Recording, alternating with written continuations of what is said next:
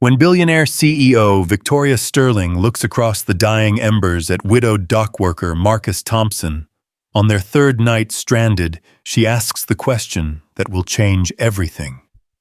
If we can't go back to civilization, must I marry you to survive? It's not romance, it's desperation.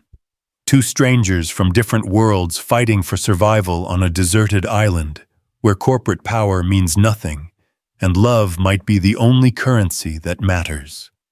Stay with me until the end of this incredible journey, and comment your city below so I can see how far this story travels across the world. The helicopter should have been a routine flight from Nassau to Miami. Should have been. But should have doesn't account for sudden tropical storms, mechanical failures, or the way fate can rip two strangers from their carefully constructed lifts and dump them onto a strip of sand that doesn't appear on any map. Victoria Sterling pressed her manicured fingers against her temple, trying to will away the throbbing headache that had plagued her since the crash 3 days ago. Her Armani blazer, what remained of it, hung in salt-stained tatters around her shoulders. The woman who commanded billion-dollar mergers from the 42nd floor of Sterling Industries now sat cross-legged on wet sand, her designer heels long since abandoned to the tide. Across the flickering fire, Marcus Thompson stared into the flames with hollow eyes. His calloused hands that knew the weight of cargo containers and the sting of rope burns, trembled as he fed another piece of driftwood to their lifeline. The single father who worked dawn to dusk at the Miami port to provide for his 6-year-old daughter Zoe had never imagined he'd be sharing a fire with a woman whose net worth exceeded the GDP of small countries. "The search planes haven't come back," Victoria said, her voice barely audible over the eternal whisper of waves against shore. It was the first thing either of them had spoken in hours. Marcus nodded without looking up. Coast Guard probably called it off after 48 hours. Standard protocol for... He caught himself before saying the word. Bodies. The silence stretched between them like a chasm. 3 days ago, they'd been strangers sharing the same aircraft, she returning from a corporate acquisition in the Bahamas, he heading home from a rare weekend visiting his brother in Nassau. Now they were the only two people in their suddenly very small world. Victoria studied his profile in the firelight. Marcus Thompson was nothing like the men who orbited her life, the venture capitalists, the corporate lawyers, the trust fund princes who saw her as either a conquest or a threat. His face was weathered by sun and salt air, marked by the kind of genuine exhaustion that came from honest work. There was something solid about him, something real in a way that made her expensive world feel suddenly hollow. "What do you think happened to the pilot?" she asked, though they both knew the answer. Captain Reynolds had been unconscious when the helicopter went down, and the impact had thrown him from the wreckage before either of them could reach him. The ocean had claimed him within minutes. "He saved our lives," Marcus said simply. "Kept us level long enough to hit the water instead of the rocks." Victoria wrapped her arms around her knees. In her world, survival was about stock prices and hostile takeovers. Here it was about fire and fresh water and the growing knot of hunger in her stomach. "I've never been this hungry," she admitted. Marcus looked at her, then really looked at her. Without her makeup, without the armor of her power suits, and commanding presence, she looked younger, vulnerable. "When's the last time you went without a meal?" "Never." The admission came out smaller than she intended. He nodded, understanding passing between them. "We'll find food tomorrow. The tide pools might have something, and I think I saw some fruit trees inland." "You think?" Victoria's voice carried an edge of the authority she was used to wielding. "We need certainties, not assumptions. We need a plan, a systematic approach to... This isn't a boardroom, Ms. Sterling." The quiet firmness in his voice stopped her short. She'd been interrupted perhaps a dozen times in her adult life, and never by someone who wasn't trying to score points or establish dominance. Marcus wasn't playing corporate games. He was simply stating a fact. "Victoria," she said after a moment, "if we're going to be stuck here together, you should call me Victoria." "Marcus." He stirred the fire with a piece of bamboo. "And we're not stuck. We're surviving." The distinction hit her harder than expected.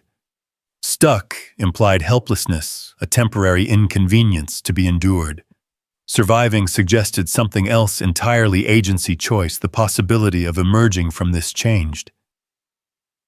"Tell me about your daughter," Victoria said, surprised by her own words. Marcus's entire posture shifted. The exhaustion fell away, replaced by something that could only be described as light. "Zoe. She's 6. Loves dinosaurs and strawberry ice cream and—" His voice caught. "She thinks I'm flying back from Uncle Danny's today. She doesn't know about the crash. Danny won't tell her until—" Marcus stopped himself. "Until they find our bodies. She's staying with my neighbor, Mrs. Rodriguez, this week anyway." Victoria watched the play of emotions across his face: love, fear, desperate hope. She'd never seen such naked feeling before. In her world, emotion was weakness, vulnerability, a liability.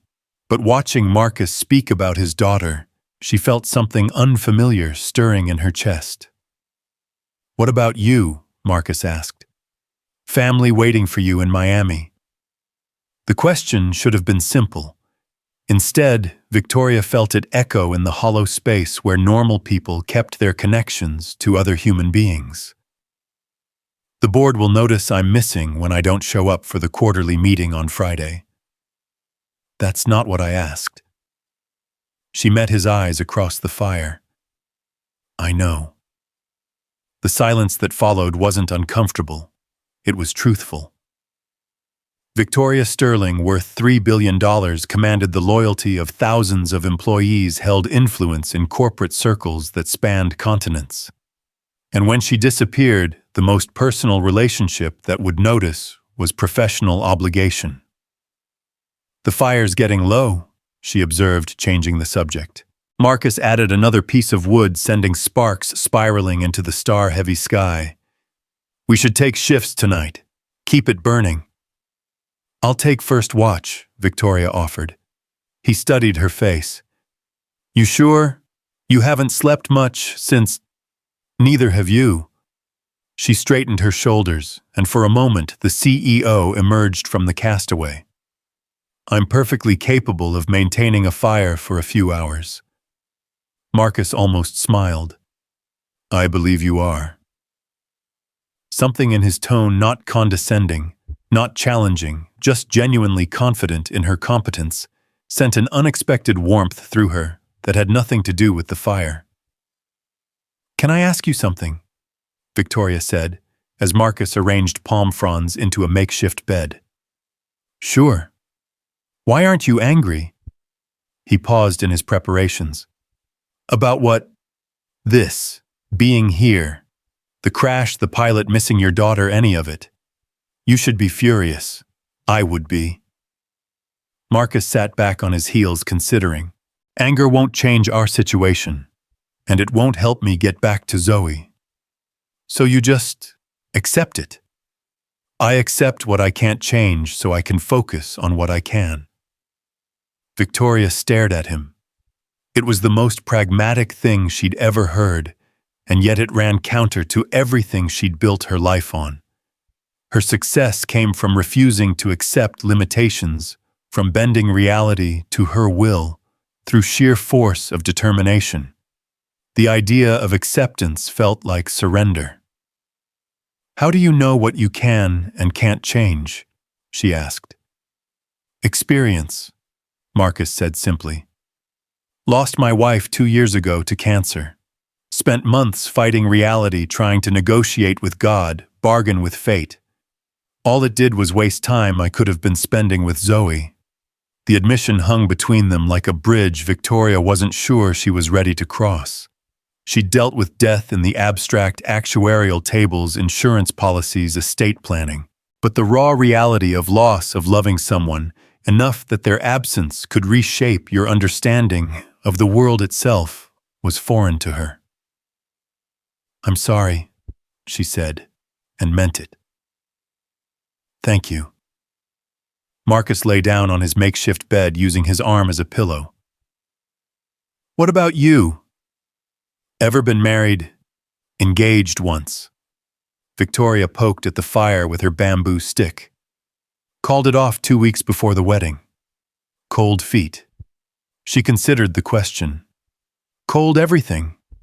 I realized I was marrying him for his connections in the tech sector, and he was marrying me for my portfolio. It felt like a business merger with better catering." "That's," Marcus searched for the right word, "lonely." Victoria's hand stilled on the bamboo. Lonely. Such a simple word for such a complex ache. "I prefer to think of it as efficient." "Do you?" Marcus's voice was gentle, non-judgmental. "Really?" The question settled into the space around her heart like sand into a wound. Did she prefer efficiency over connection? Had she chosen control over love so many times that she'd forgotten love was even an option? "I don't know," she admitted quietly. They fell into silence after that, the kind of quiet that felt full rather than empty. Victoria tended the fire, watching the flames dance against the darkness, while Marcus's breathing slowly deepened into sleep.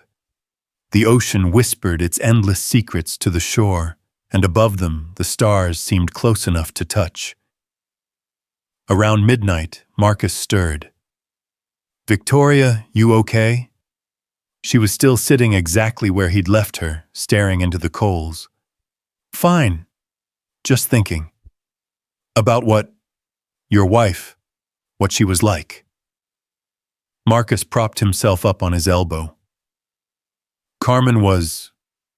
She was like sunlight. You know how some people just make everything brighter when they walk into a room? That was Carmen. She could find something to laugh about in a power outage, turn a burnt dinner into an adventure. His voice grew soft with memory. She used to say that love wasn't a feeling, it was a choice. Something you decided to do every day. That sounds exhausting. Marcus chuckled. It was, and it was the best thing I ever did. Victoria absorbed this, trying to imagine what it would feel like to choose someone every day. To wake up each morning and decide all over again to build a life with another person. In her world, relationships were transactions negotiated, executed, terminated, when terms were no longer favorable. "Do you miss her?" she asked. "Every day. But missing her doesn't mean I can't be grateful for the time we had, or that I can't hope for." He stopped himself. "For what?" "For the possibility that someday I might find that again." The vulnerability in his admission made Victoria's chest tighten. When was the last time she'd hoped for something that couldn't be quantified in quarterly reports? When had she last wanted something that money couldn't buy? "I don't think I know how to do that," she said. "Hope for things that might not happen." "You're hoping we'll get rescued." "That's different. That's probability and search patterns, and that's hope, Victoria. You're just calling it something else." She fell silent, considering this. Was hope really just another word for calculated risk? Or was there something more to it? Something that required the kind of faith she'd systematized out of her life years ago? The fire popped, sending up a shower of sparks. Victoria watched them rise and disappear into the darkness, each one brief and beautiful and gone. Like hope, maybe. Or like love. "Your turn to sleep," she said. "I'll wake you in a few hours." But Marcus was already drifting off, and Victoria found herself alone with the fire and the stars, and the gradually dawning realization that she'd spent 34 years of her life optimizing everything except the things that actually mattered. When she finally woke Marcus for his shift, the first pale fingers of dawn were reaching across the water. He took one look at her face and frowned. "You didn't sleep at all, did you?" "I was thinking." "About what this time?" Victoria hesitated. The truth was too large, too raw to speak aloud. She'd been thinking about the difference between being successful and being happy, about the fact that she'd built an empire but had no one to share it with, about how Marcus could speak of choosing love like it was the most natural thing in the world, when it felt as foreign to her as speaking Mandarin. "About breakfast," she said instead. Marcus smiled, the first real smile she'd seen from him since the crash. "Practical. I like that. Come on, let's see what this island has to offer." They spent the morning exploring Marcus, leading with the easy competence of someone who'd grown up near the water. He showed her which plants were safe to eat, how to collect rainwater in broad leaves, where to find the freshwater spring that bubbled up from underground caves. Victoria found herself studying him as much as the survival techniques, the way he moved with quiet confidence, how he explained things without making her feel stupid, the careful attention he paid to everything around them. "You're good at this," she observed as he fashioned a spear from bamboo and a sharp piece of metal from the helicopter wreckage. "My dad took Danny and me camping every summer. Said boys needed to know how to take care of themselves." Marcus tested the point of the spear against his thumb. "Funny how you never know which lessons will save your life." They tried fishing in the lagoon, with limited success, managed to collect enough fruit to quiet their hunger, and spent the afternoon improving their shelter. It was the most physical work Victoria had done in years, and by evening her soft corporate hands were blistered, and her designer clothes were beyond salvation. But something unexpected was happening alongside the physical discomfort. As the day progressed, Victoria found herself present. Not thinking about stock prices or board meetings or the thousand small crises that usually occupied her attention. Just here on this beach, learning to crack coconuts and weave palm fronds and exist in her own skin without the armor of her professional identity. "You're different today," Marcus observed as they sat around their rebuilt fire that evening. "Different how? Less guarded, I guess. More here." Victoria considered this. "In my real life, I'm always 3 steps ahead of the present moment, planning, strategizing, anticipating problems before they happen. But here," she gestured at the beach around them, "here, there's only now. Is that good or bad? I don't know yet." They ate their meager dinner of fruit and the single fish Marcus had managed to catch in companionable silence. The sun was setting, painting the sky in shades of coral and gold that would have looked artificial on any computer screen, but felt perfectly natural here. "Can I ask you something personal?" Victoria said, as full darkness settled around them. Marcus nodded. "When you lost your wife, how did you keep going, not just surviving, but actually living?" Marcus was quiet for a long time. "At first, I didn't. For about 6 months, I was just going through the motions, getting up, going to work, taking care of Zoe, because I had to, but not really inhabiting my life, you know." Victoria knew exactly what he meant. Then one day, Zoe asked me if I was sad because I didn't love her enough to be happy anymore. Marcus's voice grew rough. And I realized that by trying to preserve my grief, I was teaching my daughter that love leads to emptiness, that caring about someone was a liability. So you decided to be happy. I decided to be alive, to show up for the life I still had, instead of mourning the one I'd lost. He looked at Victoria across the fire.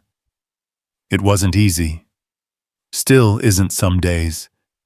But Zoe deserves a father who believes life is worth living. Victoria felt something crack open in her chest, not breaking, but opening like a door she'd kept locked for so long, she'd forgotten there was anything behind it. "I've never had anyone who needed me to be happy," she said quietly. "No. My employees need me to be successful. My board needs me to be profitable. My shareholders need me to be consistent. But happy?" She shook her head. "No one's ever needed that from me." Marcus studied her face in the firelight. "What do you need from yourself?" The question hit her like a physical blow. When was the last time she'd considered what she needed rather than what others expected? When had she last asked herself what would make her happy instead of what would make her successful? "I don't know," she whispered. "That's okay," Marcus said gently. "Maybe this is a good place to figure it out." They sat in comfortable silence, watching the fire burn down to coals. Victoria found herself hyper-aware of Marcus's presence beside her, the sound of his breathing, the way the firelight caught the silver in his hair, the solid reality of another human being sharing this small circle of warmth in the vast darkness. "Marcus," she said as he began preparing for sleep, "if we don't get rescued, if we're really stuck here, what happens to us?" He paused in arranging his palm-frond bed. "What do you mean?" Victoria struggled to articulate the question that had been growing in her mind all day. "I mean, we're strangers. We're from completely different worlds. If we have to stay here, build some kind of life together, how does that work?" Marcus sat back considering.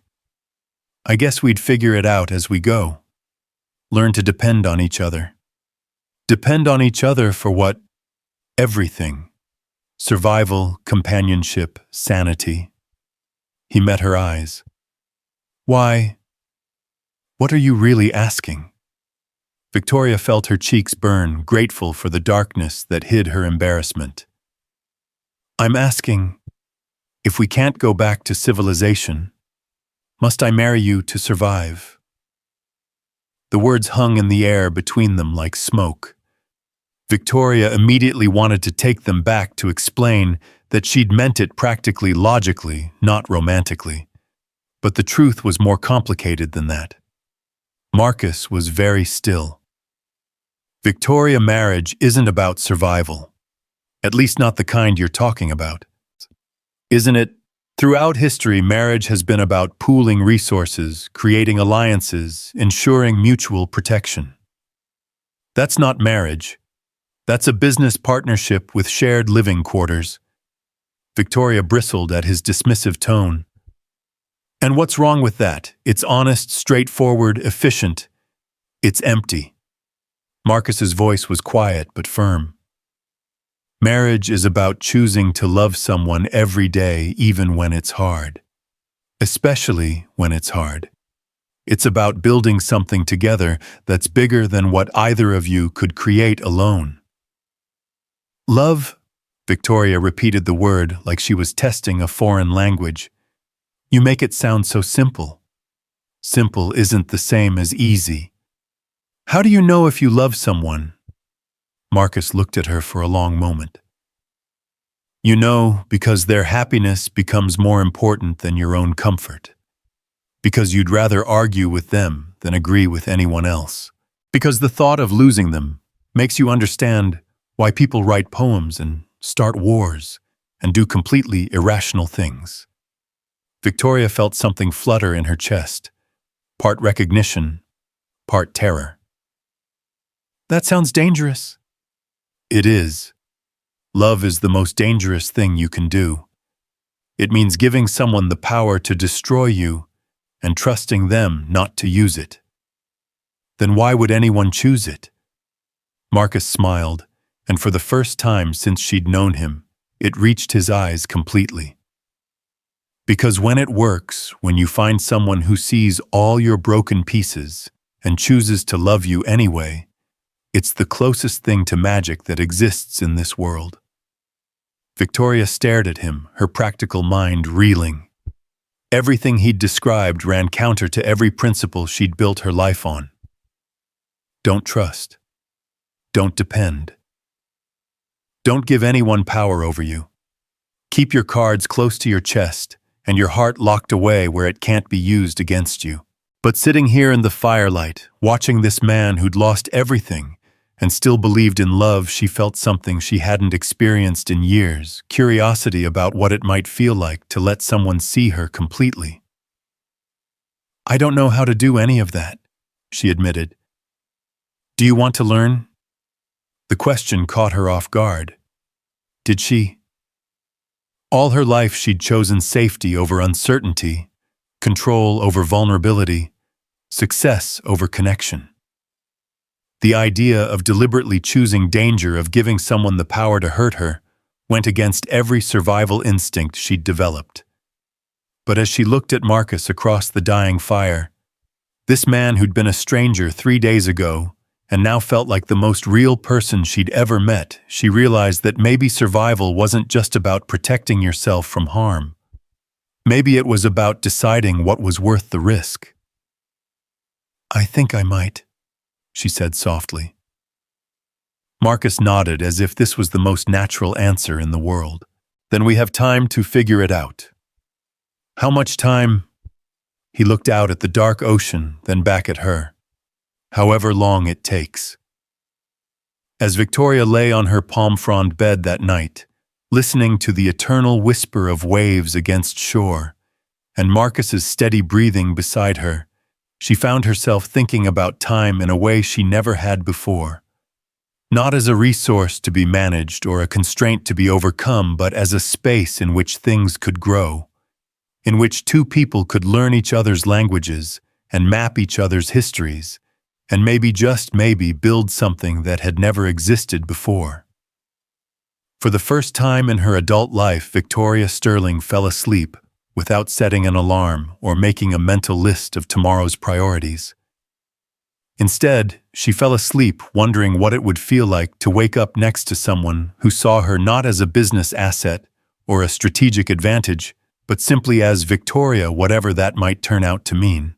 The last thing she heard before sleep took her was Marcus murmuring something in his dreams. It sounded like, "We'll figure it out," but it might have been, "We'll make it work," or even, "We'll find a way." Whatever it was, it wrapped around her like a promise, and for the first time since the helicopter went down, Victoria Sterling slept without dreaming of rescue. Instead, she dreamed of staying. Victoria woke to the sound of Marcus moving quietly around their camp, trying not to disturb her sleep. The morning sun filtered through the palm canopy overhead, casting dancing shadows across the sand. She lay still for a moment, watching him tend to the fire with practiced efficiency, and realized something had shifted overnight. The desperate edge of their first few days had softened into something that felt almost domestic. "You're awake," Marcus said without turning around. "I was going to let you sleep a little longer." Victoria sat up, finger-combing her tangled hair.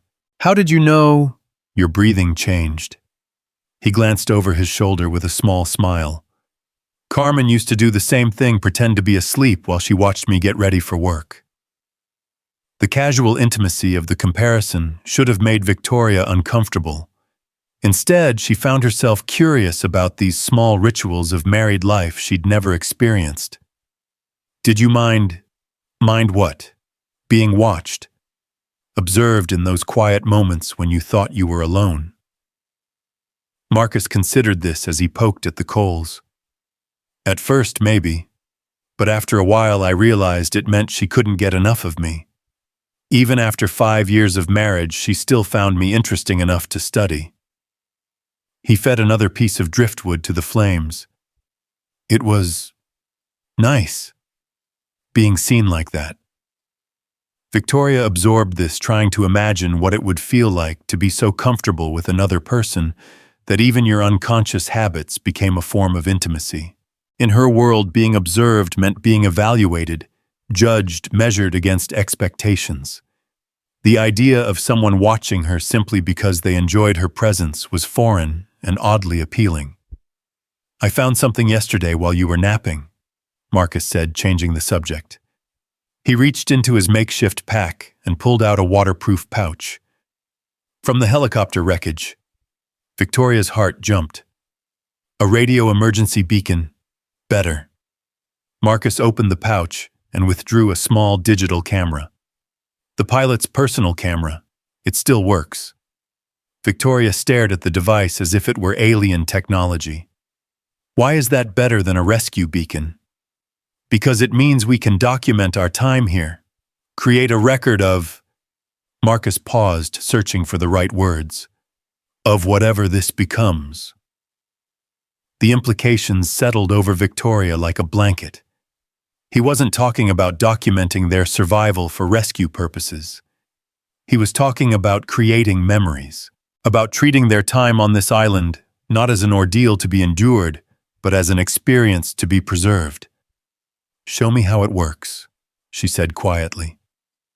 For the next hour, Marcus taught Victoria the basics of the camera while they explored a new section of the island. She found herself fascinated by the process of framing shots, of deciding what moments were worth preserving. Through the lens, everything looked different, more intentional, more meaningful. "Take one of me," Marcus said, as they reached a cliff overlooking the lagoon. Victoria raised the camera, then hesitated. "I don't know how to... I've never been good at this kind of thing." "Just point and shoot. Don't overthink it." But Victoria found herself studying his face through the viewfinder, noting details she'd somehow missed, despite their close quarters. The way his eyes crinkled at the corners when he smiled. The small scar above his left eyebrow. The patient kindness in his expression as he waited for her to figure out the camera. "You're thinking too hard," Marcus said gently. "I want to get it right." "Why?" The question stopped her. Why did it matter if the photo was technically perfect? What was she trying to capture exactly? "I don't know," she admitted. "Then just capture what you see." Victoria looked at him again, really looked, and pressed the button. The camera clicked, and she felt an unexpected surge of satisfaction.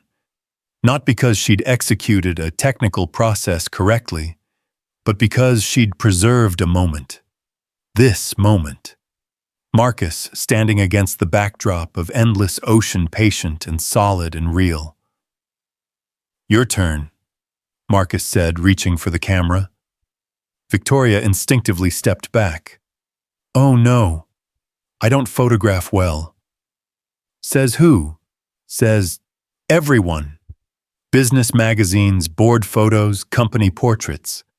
I always look..." She searched for the right word. "Severe, corporate, like I'm about to fire someone." Marcus lowered the camera. "Maybe that's because you were always performing for those cameras. Being who you thought you needed to be. And who am I when I'm not performing? Let's find out." Before Victoria could protest further, Marcus raised the camera again. But instead of immediately taking the photo, he started talking. "Tell me about the first time you made a decision that changed everything." Victoria frowned, caught off guard by the question. "What do you mean?" "A moment when you chose something that led you away from who you used to be toward who you became." Despite herself, Victoria found her mind drifting backward. "I was 17. My parents expected me to major in art history at Vassar, maybe work in a museum or gallery. Something appropriately feminine and non-threatening." She paused, remembering. "But I'd been watching my father's business meetings since I was 12, and I knew I could do it better than half the men in his conference room." "So what did you do?" "I applied to Wharton behind their backs. When I got in, I told them I was going to study business whether they supported me or not." Victoria felt a smile tugging at her lips. "My mother didn't speak to me for 6 months." Click. Marcus had captured her mid-story, caught up in the memory of her younger, more defiant self. "How did that feel?" he asked, still holding the camera ready. "Terrifying. Exhilarating. like jumping off a cliff and growing wings on the way down. Click. When was the last time you felt that way? Victoria opened her mouth to answer, then stopped. When had she last felt that wild combination of fear and possibility? When had she last chosen something because it excited her rather than because it made strategic sense? I can't remember, she said quietly. Click. Marcus lowered the camera and showed her the small screen on the back. Victoria saw herself as she'd never seen herself before, not posed or performing, but alive, thinking, feeling, present in her own skin in a way that looked both vulnerable and powerful. That's who you are when you're not performing, Marcus said softly. Victoria stared at the image transfixed. The woman in the photo looked like someone she'd like to know, someone she'd like to become friends with, maybe even learn from. It was the first photograph of herself she'd ever seen where she looked genuinely happy. I look, she started, then stopped. What? Free. They spent the rest of the morning photographing everything: the island's hidden waterfall, the intricate patterns of shells on the beach, each other laughing at Marcus's terrible jokes. Victoria found herself relaxing into the process, discovering an eye for composition she never knew she possessed. More importantly, she was learning to see their situation through a different lens, literally and figuratively. I have an idea, Marcus said, as they returned to camp for lunch. What if we documented not just where we are, but who we're becoming here? What do you mean? I mean, what if we use this time to figure out who we really are when all the external stuff gets stripped away? Your corporate identity, my role as a single father, what's left when all of that is gone? Victoria felt that familiar flutter of fear mixed with excitement. That sounds dangerous. The best things usually are. They made a pact that afternoon. Every day they would ask each other one question they'd never asked another person. Not small talk or safe topics, but the kind of questions that required real answers. The kind that might change them both. Marcus went first. If you could go back and tell your 17-year-old self one thing, what would it be? Victoria thought for a long moment. That being right isn't the same as being happy. That winning every battle doesn't matter if you end up alone on the battlefield. She looked at him across their small fire. What about you? I'd tell myself to pay more attention to the ordinary moments. That the dishes Carmen washed, the way she hummed while she folded laundry, the sound of her key in the door, at the end of the day, that those were the things I'd miss most. They fell into a comfortable silence, both lost in their own thoughts. Victoria found herself wondering what ordinary moments she'd missed in her relentless pursuit of extraordinary achievements. Had there ever been someone whose key in the door would have made her heart lift, someone whose humming while doing mundane tasks would have felt like music? Can I ask you something that might be too personal? Victoria said eventually. Marcus nodded. Do you ever wish you'd never loved her, Carmen? If you'd known how much it would hurt to lose her, would you have chosen differently? Marcus was quiet for so long that Victoria began to worry she'd crossed a line. When he finally spoke, his voice was thick with emotion. Every day for the first year after she died, I wished exactly that. I wished I'd never met her, never fallen in love, never opened myself up to that kind of pain. He picked up a handful of sand and let it run through his fingers. But then Zoe would do something, laugh like her mother, or get that same stubborn expression Carmen used to get, and I'd realize that wishing away the love meant wishing away everything beautiful that came from it. Including your daughter. Including my daughter. Including the man Carmen helped me become. Including the knowledge that I'm capable of loving someone more than my own life. Marcus looked at Victoria directly. The pain of losing her is exactly equal to the joy of having had her. I wouldn't trade either one.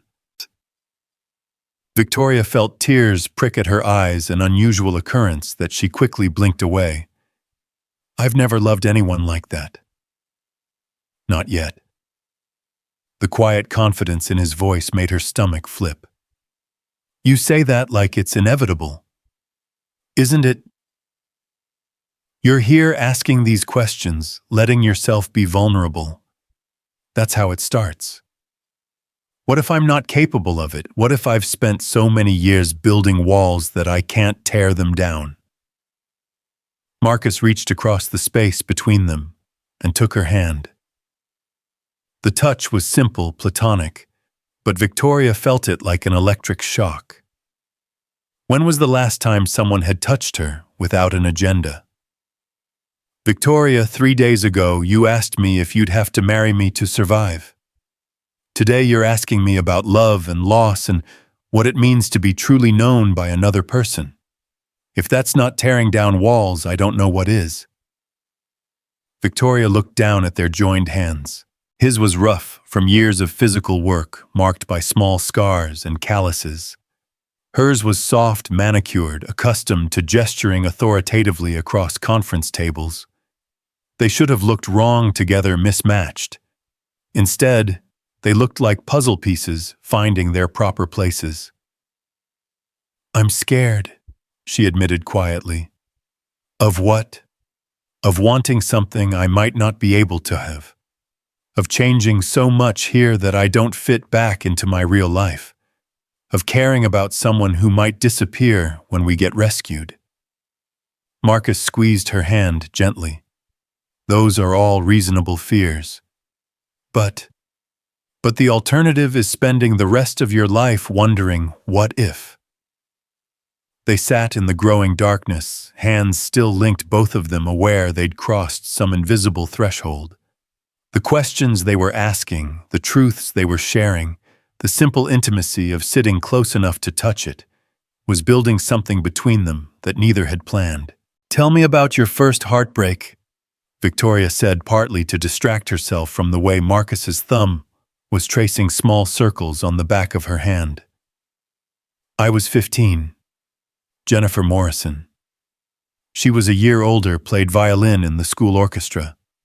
I thought she was the most sophisticated person in the world because she wore black turtlenecks and talked about moving to Paris after graduation. What happened? She broke up with me for Tommy Castellano, who had a car and could buy alcohol because his older brother worked at a liquor store. Marcus smiled ruefully. I was devastated.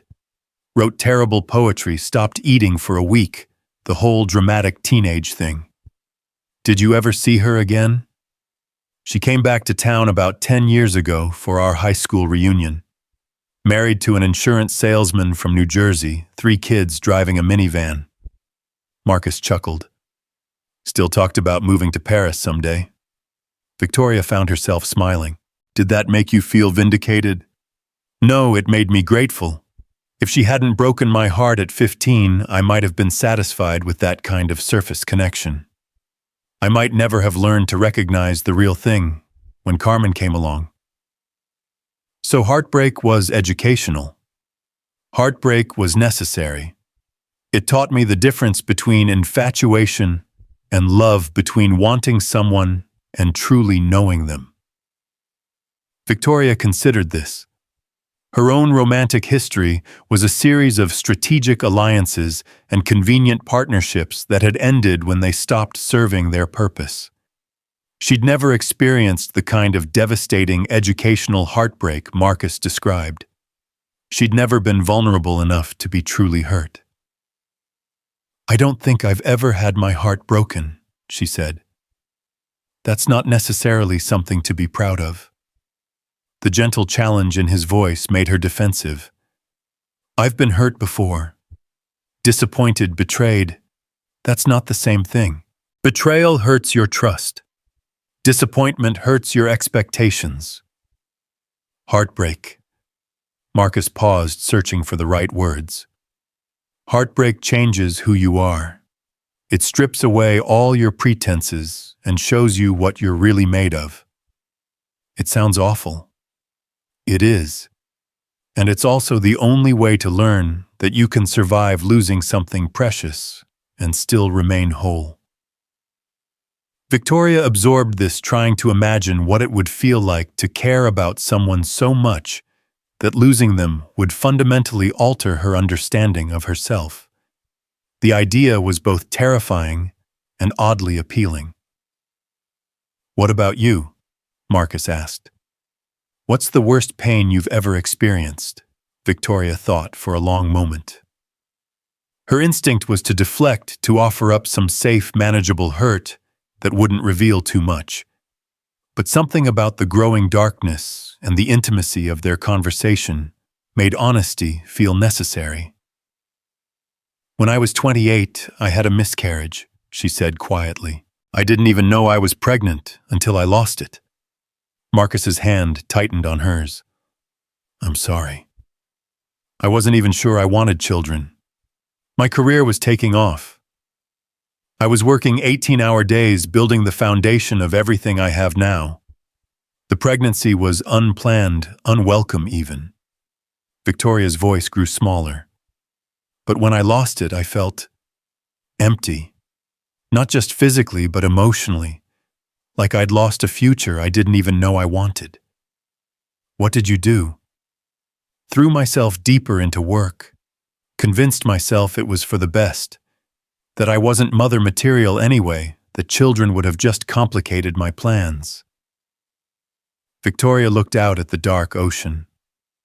"But sometimes, even now, I wonder what kind of person I would have become if I'd become a mother.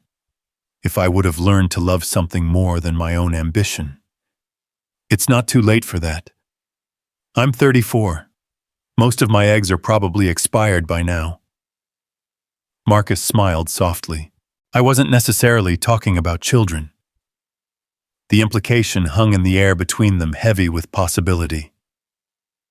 Victoria felt her heart start to race, not with fear this time, but with something that might have been hope. "Are we talking about hypotheticals here?" she asked carefully. "Or are we talking about something real?" Marcus was quiet for a long time, his thumb still tracing those maddening circles on her hand. When he finally spoke, his voice was rough with honesty. "I don't know. A week ago, if someone had told me I'd be sitting on a beach with a billionaire CEO talking about love and loss and the possibility of building something together, I'd have said they were crazy. And now I'm starting to think crazy might be exactly what I need." Victoria felt something loosen in her chest, some knot of fear and control she'd carried for so long, she'd forgotten it was there. "Marcus, what are we doing here, really? I think we're falling in love." The words hit her like a physical blow. Not because they were wrong, but because they were so completely, terrifyingly right.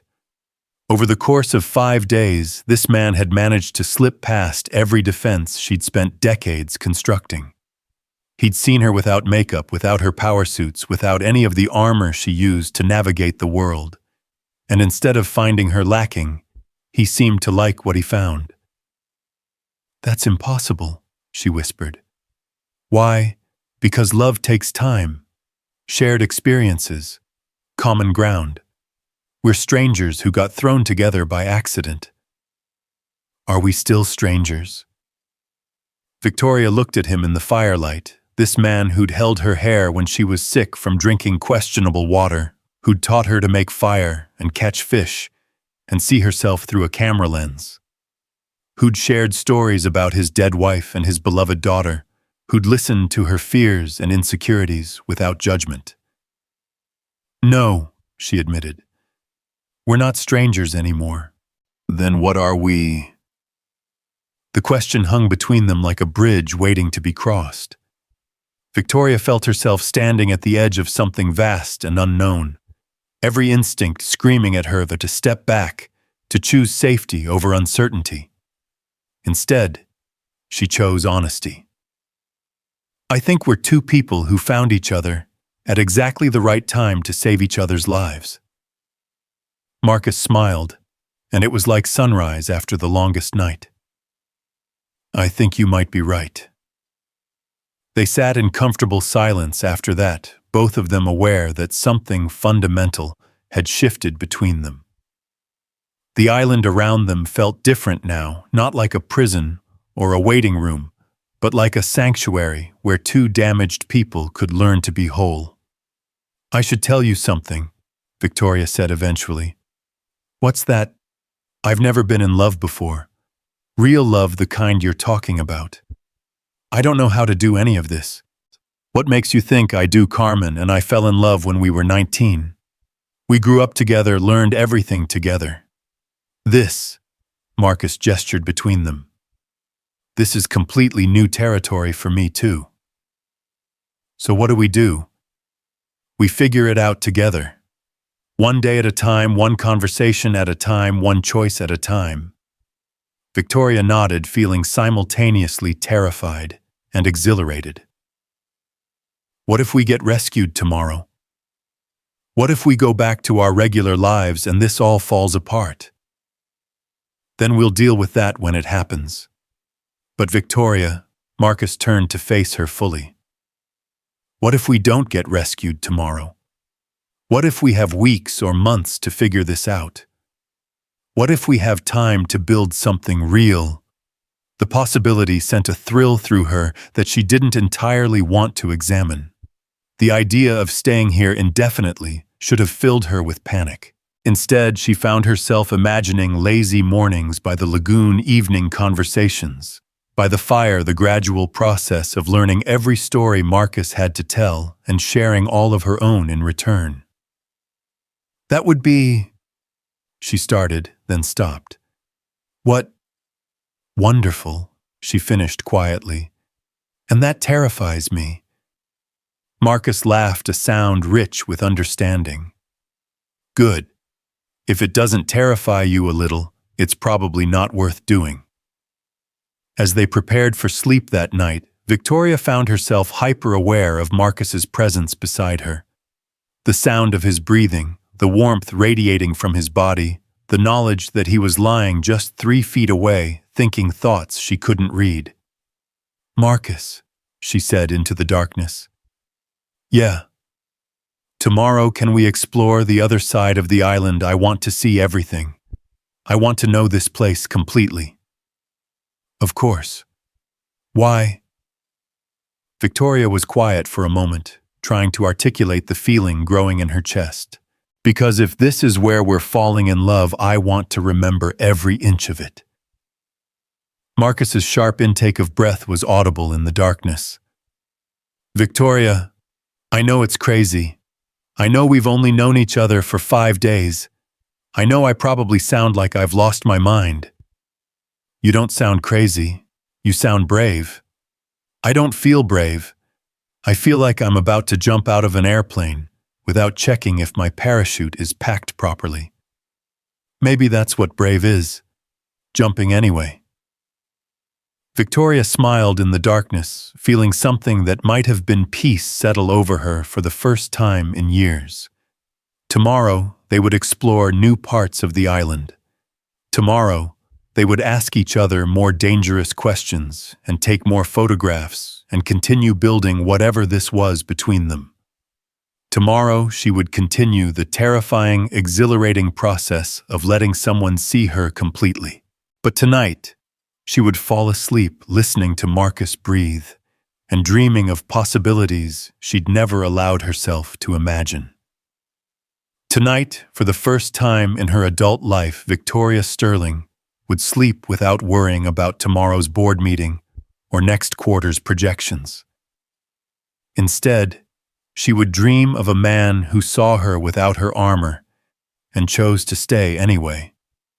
The morning came too soon and not soon enough.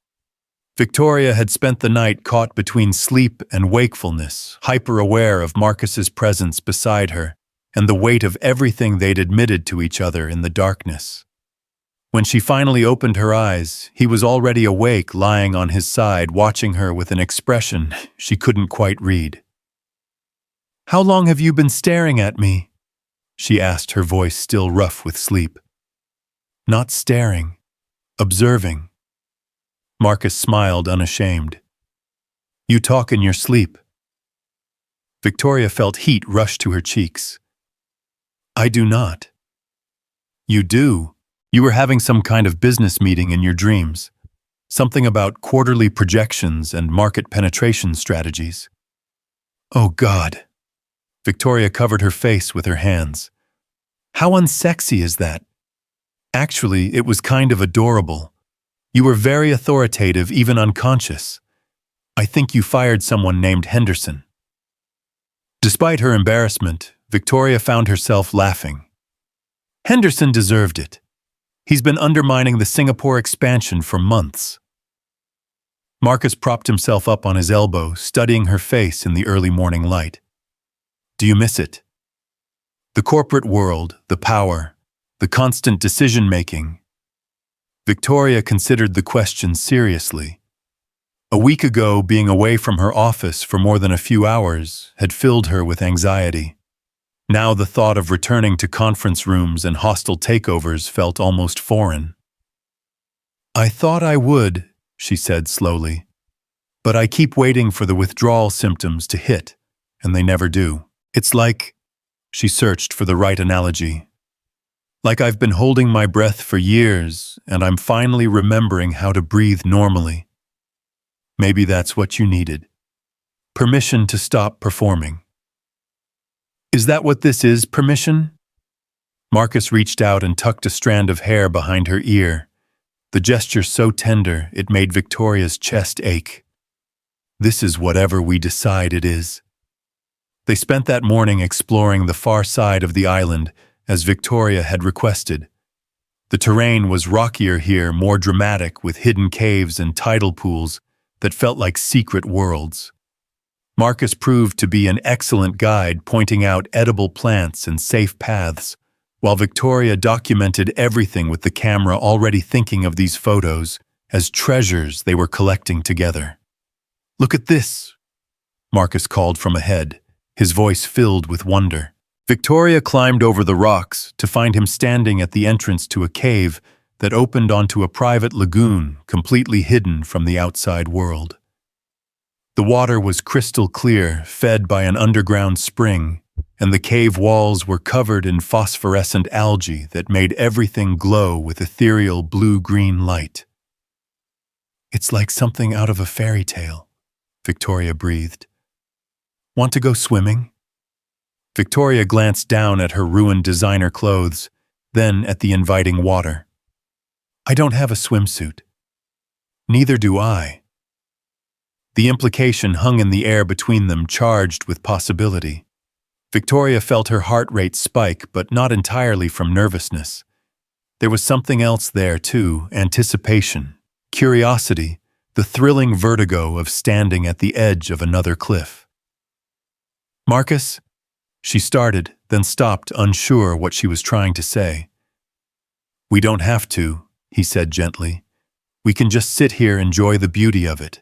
But Victoria was tired of playing it safe, tired of choosing the comfortable option over the transformative one. No, she said, surprising herself with her decisiveness. I want to. She turned away, suddenly shy despite her bold words, and began unbuttoning her torn blouse with trembling fingers. Behind her, she heard Marcus moving around, presumably doing the same thing. The sound of fabric hitting stone seemed impossibly loud in the enclosed space. Victoria slipped out of her clothes quickly before she could lose her nerve and stepped into the warm water without looking back. The sensation was incredible, like being embraced by liquid silk.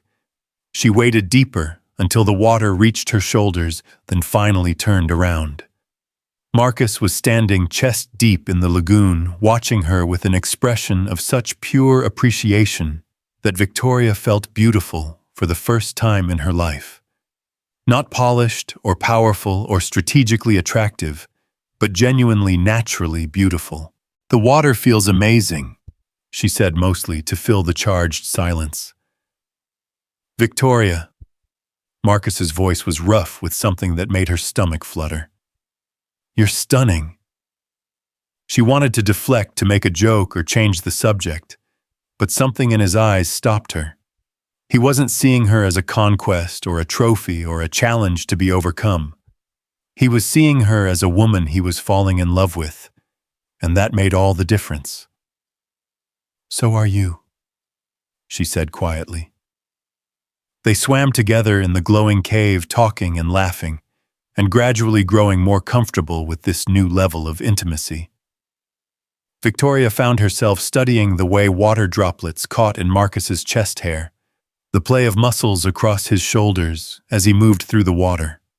She'd seen attractive men before, of course, but she'd never felt this visceral appreciation for the simple fact of a man's body. The way he inhabited his own skin with such unconscious confidence. "Can I ask you something?" Marcus said, as they floated near each other in the warm water. "Always." "What changed your mind?" "About this, about us, about taking risks." Victoria considered the question, trying to trace the evolution of her thinking over the past week. "I think it was watching you talk about Carmen. The way your whole face changed when you described loving her. I realized I'd never felt that kind of aliveness about another person, and I started wondering what I was so afraid of that I'd rather stay safe and empty than risk feeling that much." "And what did you decide? That maybe the thing I was most afraid of, losing my independence, my control, my carefully constructed life, maybe those things weren't as valuable as I thought they were." Marcus moved closer, close enough that she could see water droplets on his eyelashes. "What do you think is valuable now?" "This," Victoria said without hesitation. "This conversation, this moment, the possibility of discovering who I am when I'm not trying to be anyone else." "And," Victoria felt her heart hammering against her ribs, "you, the way you see me, the person I become when I'm with you." Marcus reached out and cupped her face in his hands, his touch reverent. "Victoria, I need you to know something." Whatever happens, whether we get rescued tomorrow or stay here forever, these past few days have changed me. You've changed me. I was sleepwalking through my life after Carmen died, just going through the motions for Zoe's sake. But you," he paused, searching for the right words, "you've reminded me what it feels like to be fully awake." Victoria felt tears mixing with the water on her cheeks. "I've never been anyone's reason for waking up before." "You are now." The space between them seemed to shrink, until Victoria could feel the warmth radiating from Marcus's skin, could count the flecks of gold in his brown eyes. The moment stretched, weighted with possibility, and the knowledge that whatever happened next would change them both irrevocably. "Marcus," Victoria whispered, "tell me what you're thinking." "I'm thinking that I've spent my whole life making calculated decisions, and for once I want to do something just because it feels right." "What feels right?" Instead of answering with words, Victoria closed the distance between them. Their first kiss was tentative questioning, a conversation conducted in touch and breath. Victoria had been kissed before, of course, but never like this. Never as if the person kissing her was trying to memorize the shape of her soul through the pressure of her lips. When they finally broke apart, Victoria was trembling. "That felt right," she whispered against his mouth. "Good," Marcus murmured back, "because I've been wanting to do that since yesterday morning." "Why didn't you?" "Because I needed to know you wanted it too. Not because you thought it was expected or strategic, but because you genuinely wanted me." Victoria felt something crack open in her chest at his words.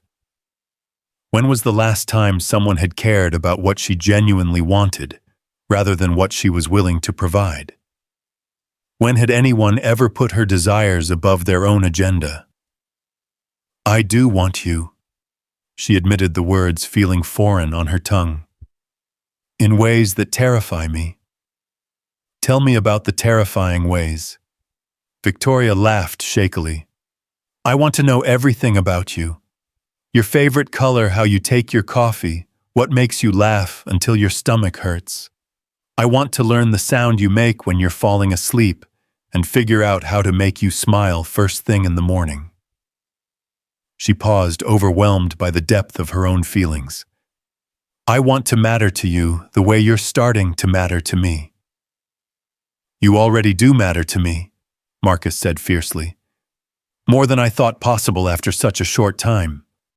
They kissed again, deeper this time, with the kind of hunger that comes from finally allowing yourself to want something you've been denying. Victoria felt herself dissolving into the sensation, into the warmth of Marcus's hands on her skin, and the impossibility of being held like she was precious.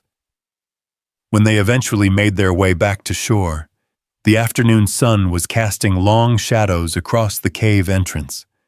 They dressed slowly, reluctantly, both aware that putting their clothes back on felt like returning to the world where they had to think about practical things like survival and rescue and the eventual end of their isolation. Victoria, Marcus said, as they prepared to leave their hidden lagoon. I love you.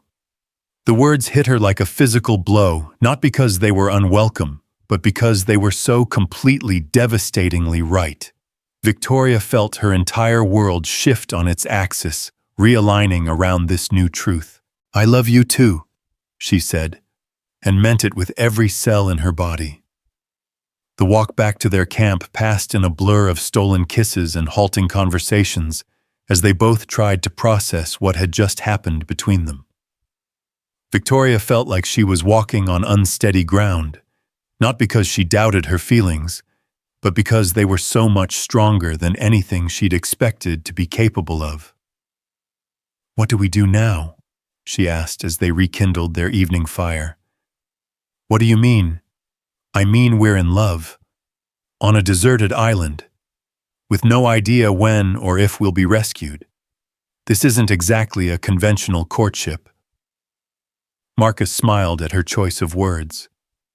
When has anything about us been conventional? Fair point. Victoria settled beside him on their makeshift log bench, hyper-aware of every point where their bodies touched. But seriously, what happens now? Are we together now, like officially? Do you want to be together officially? Victoria considered this. In her previous relationships, the progression from casual to serious had been marked by strategic milestones, meeting each other's professional contacts, attending industry events together, eventually moving in together for tax advantages and social convenience. None of it had felt particularly meaningful or transformative. I want to be together in whatever way makes sense for us, she said finally. I want to wake up next to you and fall asleep next to you and figure out how to build a life together, even if that life is on a beach with no electricity or running water. Even if we never get rescued. The question should have filled her with panic. Instead, Victoria felt a calm certainty settle over her. Especially if we never get rescued. Marcus pulled her closer until she was nestled against his side with her head on his shoulder. You realize what you're saying, don't you? You're choosing this us over everything you built in your old life. I'm choosing love over achievement, connection over control, the possibility of genuine happiness over the guarantee of professional success. Victoria looked up at him. When you put it like that, it doesn't seem like much of a choice at all. What about your company, your employees, the empire you built? Victoria had been dreading this question, but now that it was here, she found her answer came easily. The company will survive without me. It has excellent leadership, brilliant employees, solid systems. Maybe it will even thrive without my need to control every detail. And you're okay with that. I'm more than okay with it. I'm relieved. Victoria sat up so she could look at Marcus directly. Do you know what I was doing the morning before our flight? I was in a meeting about expanding into 3 new international markets simultaneously, and all I could think about was how exhausted I was, how empty it all felt, how I couldn't remember the last time I'd done something just because it made me happy. And this makes you happy. This makes me feel alive. There's a difference. They spent the evening planning their immediate future, talking about improvements they could make to their shelter food sources. They hadn't explored yet ways to make their island life more sustainable. It felt strange and wonderful to be making plans with another person, to have someone else's preferences and needs to consider alongside her own. We should set up a better system for collecting rainwater, Marcus suggested as they watched the sun set over their small kingdom. And I want to try making that fish trap you described, the one your father taught you. You want to learn fishing techniques? Victoria grinned. I want to learn everything you know, and I want to teach you things too, like how to read financial statements and negotiate deals and intimidate people in boardrooms. When exactly am I going to need those skills on a deserted island? You never know. Maybe we'll encounter hostile coconut crabs who need to be brought to the negotiating table. Marcus laughed, the sound rich and warm in the gathering darkness. I love your brain, Victoria Sterling. Just my brain. All of you, but your brain especially. The way you attack problems, the way you refuse to accept limitations, the way you can make me laugh, even when we're technically in a survival situation. Victoria felt that now familiar flutter in her chest. I love the way you make me feel safe enough to be ridiculous. Is that what you're being ridiculous? Completely. A week ago, I was a serious businesswoman who owned 17 designer suits and never went anywhere without her BlackBerry. Now I'm sitting on a beach wearing torn clothes talking about fish traps and coconut crab negotiations with a man I met less than a week ago and somehow love more than I've ever loved anything. Sounds pretty ridiculous, Marcus agreed solemnly. The most ridiculous part is how right it feels. As full darkness settled around them, they arranged their sleeping area differently than they had before. Instead of maintaining the polite distance of strangers sharing necessity, they created one bed big enough for 2. Victoria felt nervous as she settled beside Marcus, hyper-aware of his warmth and the steady rhythm of his breathing. Is this okay? He asked quietly. It's perfect. And it was. Victoria had shared beds with men before, but she'd never experienced this sense of peaceful intimacy. There was no agenda here, no performance or expectation. Just 2 people who loved each other, choosing to sleep close enough to touch. Marcus, she said into the darkness. Yeah. Tell me about your dreams for Zoe. What you want her life to look like. Marcus was quiet for a moment, and Victoria could feel him settling into the question. I want her to know she's loved unconditionally. I want her to be brave enough to take risks, kind enough to help others, smart enough to think for herself. I want her to travel the world and learn new languages and maybe fall in love with someone who sees how incredible she is. She sounds like an amazing kid. She is. She's funny and stubborn and curious about everything. She asks a million questions and never accepts because I said so as an answer. Marcus chuckled. She would love you, actually. Victoria's heart skipped. You think so? I know so. She gravitates towards strong women. Her favorite teacher, Mrs. Chen, doesn't take any nonsense from anyone, and Zoe adores her. Plus, you'd probably teach her about business and economics, which would be right up her alley. She's always asking me why some people have more money than others. The casual way Marcus talked about Victoria meeting his daughter, as if it were an inevitable future rather than a distant possibility, made her chest tighten with emotion. What would you tell her about me if you could explain us to her?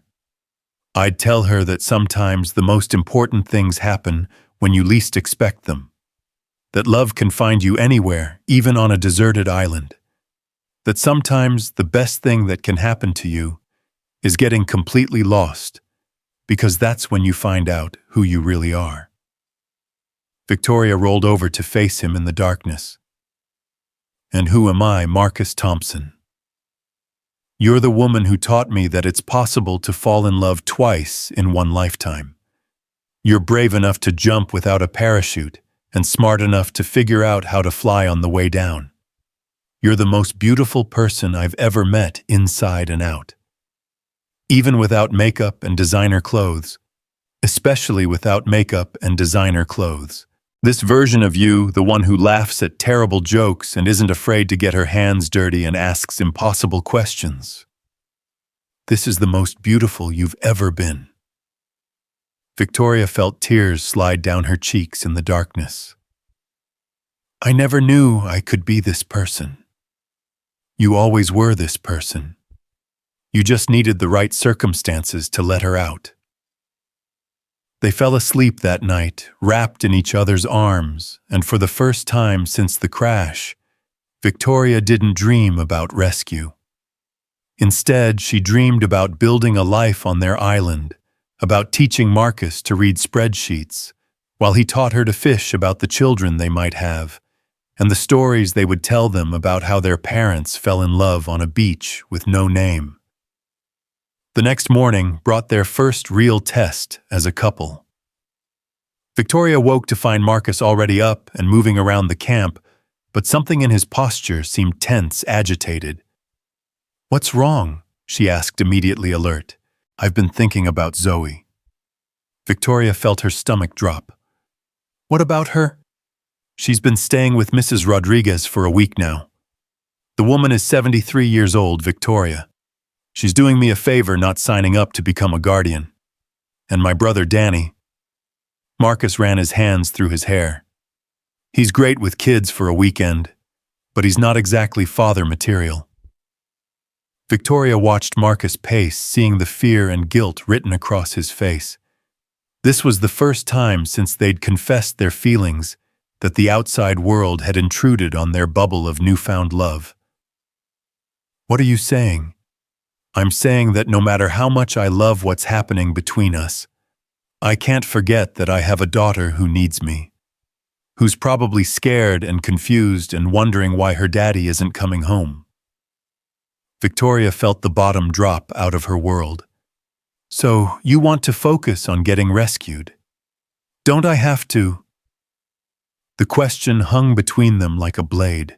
Victoria understood his position, of course she did. Zoe was his priority, his responsibility, his most important relationship. But understanding didn't make it hurt less to feel their perfect island romance colliding with the harsh realities of their separate lives. Yeah, she said quietly. You absolutely have to. Marcus stopped pacing and looked at her, surprised by her ready agreement. You're not angry. I'm devastated, Victoria admitted. But I'm not angry. You're a good father, Marcus. It's one of the things I love most about you. I can't be upset with you for loving your daughter more than you love me. It's not about loving her more. Yes, it is. And that's exactly as it should be. Victoria stood and moved to stand in front of him. But that doesn't mean we can't figure out how to make this work. Both things can be true. You can love Zoe most and still love me enough to fight for us. Marcus cupped her face in his hands, his expression raw with gratitude and relief. How are you real? How do you understand so perfectly? Because I'm falling in love with all of you, including the part that's Zoe's father. I wouldn't want you to be any different. They spent that morning refocusing their efforts on rescue building signal fires and arranging rocks on the beach to spell out SOS. It felt strange to be actively working toward ending their time together, but Victoria found herself oddly at peace with it. She'd learned what love felt like now. She'd experienced the transformative power of being truly seen and accepted by another person. Whatever happened next, no one could take that knowledge away from her. "Victoria," Marcus said, as they worked side by side arranging reflective pieces of metal to catch the sun. "Yes. When we get rescued, because we will get rescued, I want you to meet Zoe." Victoria's heart leaped. "Are you sure it's a big step, introducing someone new into her life?" "I'm sure. I want her to meet the woman who helped me remember how to be happy. I want you to see the best thing I've ever done. And after that..." Marcus stopped what he was doing and looked at her directly. "After that, we figure out how to build a life together. Your world and my world and whatever world we can create between them. That's not going to be easy. The best things never are." Victoria nodded, feeling that familiar combination of terror and exhilaration that seemed to characterize every major decision she'd made since the crash. Okay, let's do it. Let's get rescued, meet your daughter, and figure out how to make this impossible thing work." Marcus kissed her, then deep and sweet and full of promise. And as Victoria kissed him back on their small patch of sand, with the ocean stretching endlessly around them, she realized that for the first time in her adult life, she was genuinely excited about an uncertain future. Because uncertainty with Marcus felt infinitely more appealing than certainty without him. Their rescue came 3 days later, just as Victoria was beginning to believe they might have forever to figure things out. The sound of helicopter rotors broke through their morning routine like a thunderclap, shattering the peaceful rhythm they'd established on their small piece of paradise. "There," Marcus shouted, pointing toward the horizon, where a Coast Guard helicopter was growing larger by the second. "Victoria, light the signal fire."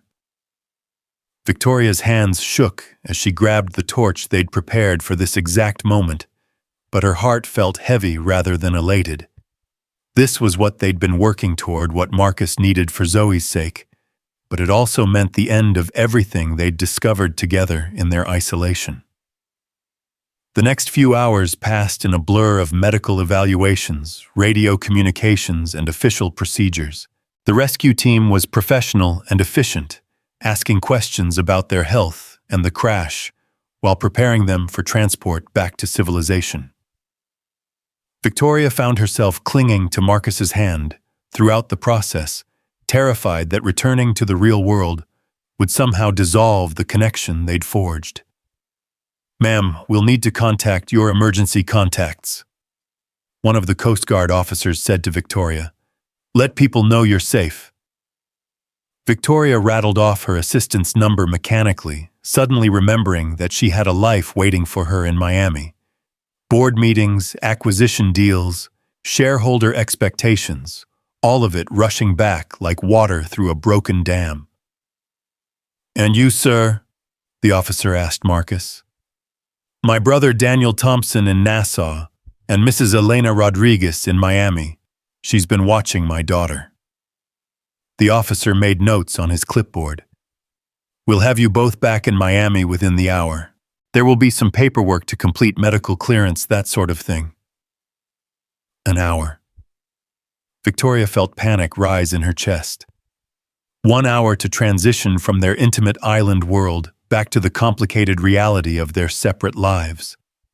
1 hour to figure out if what they'd built together could survive in a world where she was a billionaire CEO and he was a single father working at the port. "Marcus," she whispered, as the helicopter lifted off from their beach, carrying them away from the place where they'd fallen in love.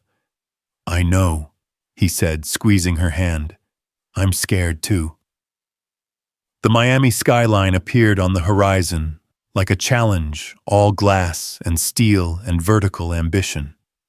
Victoria stared at it through the helicopter window, trying to reconcile the woman she'd been in those towers with the woman she'd become on the beach. Were they the same person?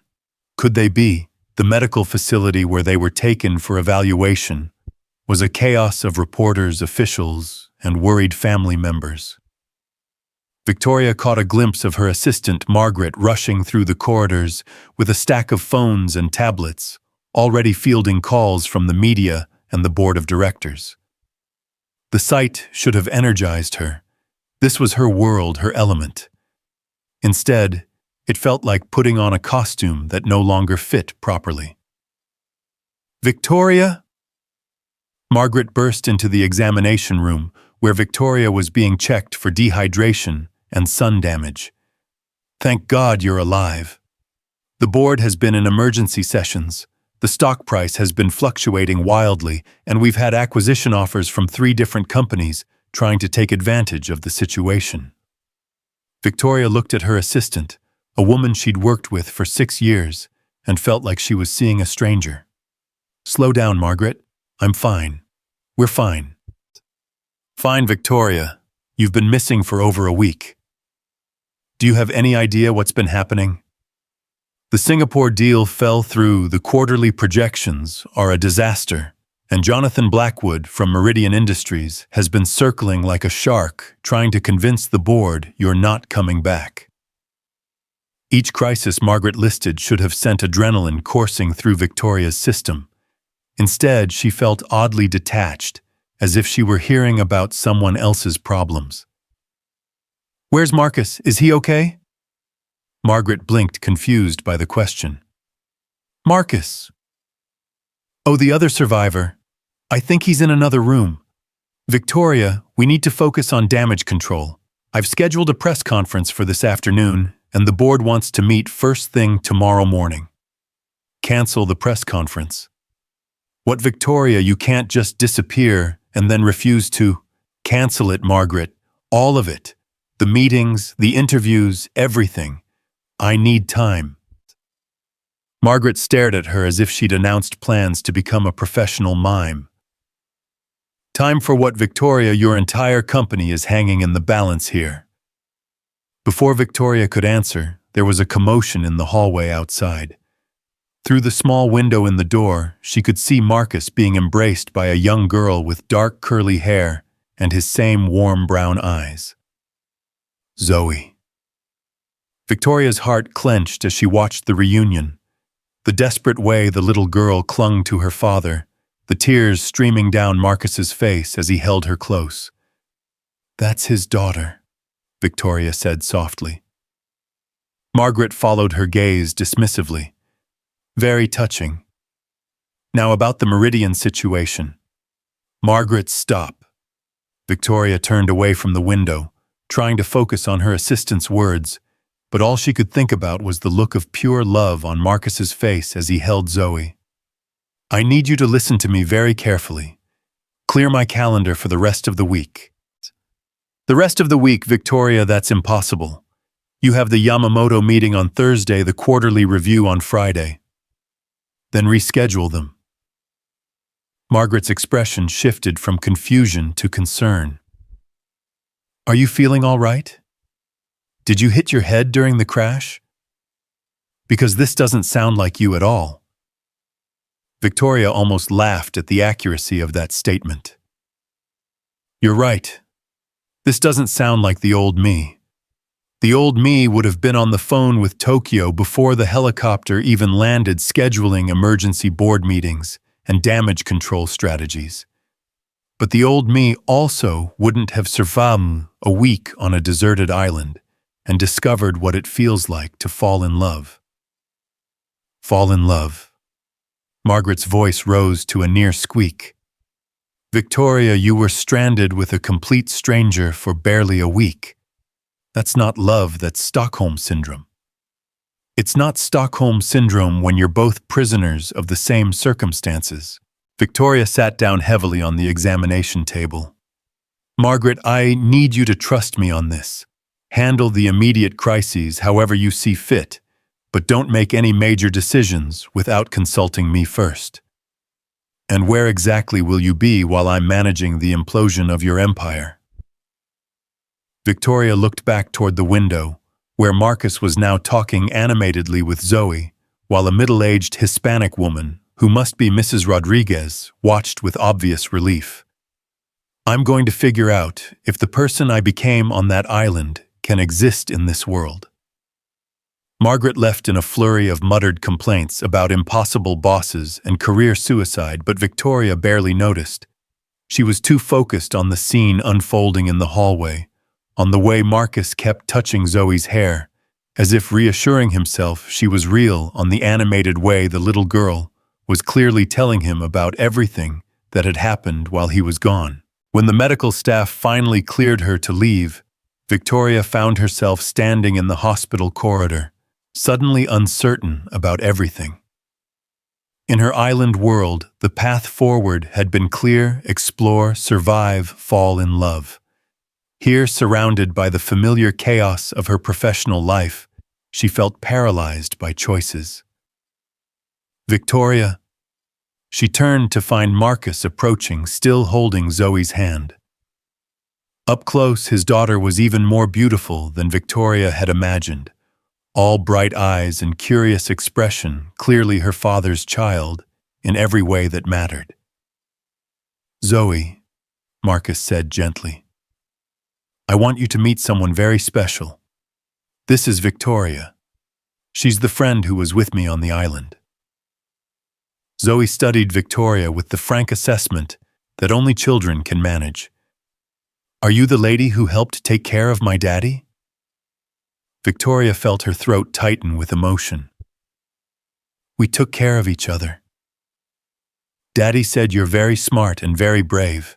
He said you know how to make fire and catch fish and everything. Your daddy taught me those things. He's the one who kept us both safe. Zoe nodded solemnly, then surprised Victoria by stepping forward and wrapping her small arms around Victoria's waist. Thank you for bringing him home to me. Victoria looked over the little girl's head at Marcus, who was watching the interaction with an expression of wonder and love that made her chest ache. This was his world, this bright, affectionate child who trusted so easily and loved so completely. Could Victoria fit into it? Did she deserve to? Zoe, why don't you go with Mrs. Rodriguez and get some juice from the vending machine? Marcus suggested gently. I need to talk to Victoria for a minute. When they were alone in the corridor, Marcus reached for Victoria's hands. How are you holding up? I'm terrified, Victoria admitted. Everything here feels foreign, like I'm trying to fit back into clothes that belong to someone else. What did your people say about the company? Victoria almost smiled at his phrasing. My people are in full crisis mode. Apparently, my disappearance nearly caused a hostile takeover. The stock price is unstable, and I'm expected to fix everything by tomorrow morning. And what do you want to do? The simple question hit Victoria like a revelation. What did she want to do? For the first time in her adult life, she had the luxury of choosing based on desire rather than obligation. I want to go home with you, she said quietly. I want to help Zoe with her homework and learn how to cook actual meals and figure out what it's like to have a family. Marcus's smile was radiant. Then come home with us. It's not that simple. I have responsibilities, employees who depend on me, commitments. Victoria. Marcus interrupted her gently. Do you remember what you told me on the island? That maybe the company would survive without your need to control every detail. That was theoretical. This is real. This is also real. Marcus gestured between them. What we found together, what we built, that's as real as any corporate structure you've created. The question is, which reality you want to choose.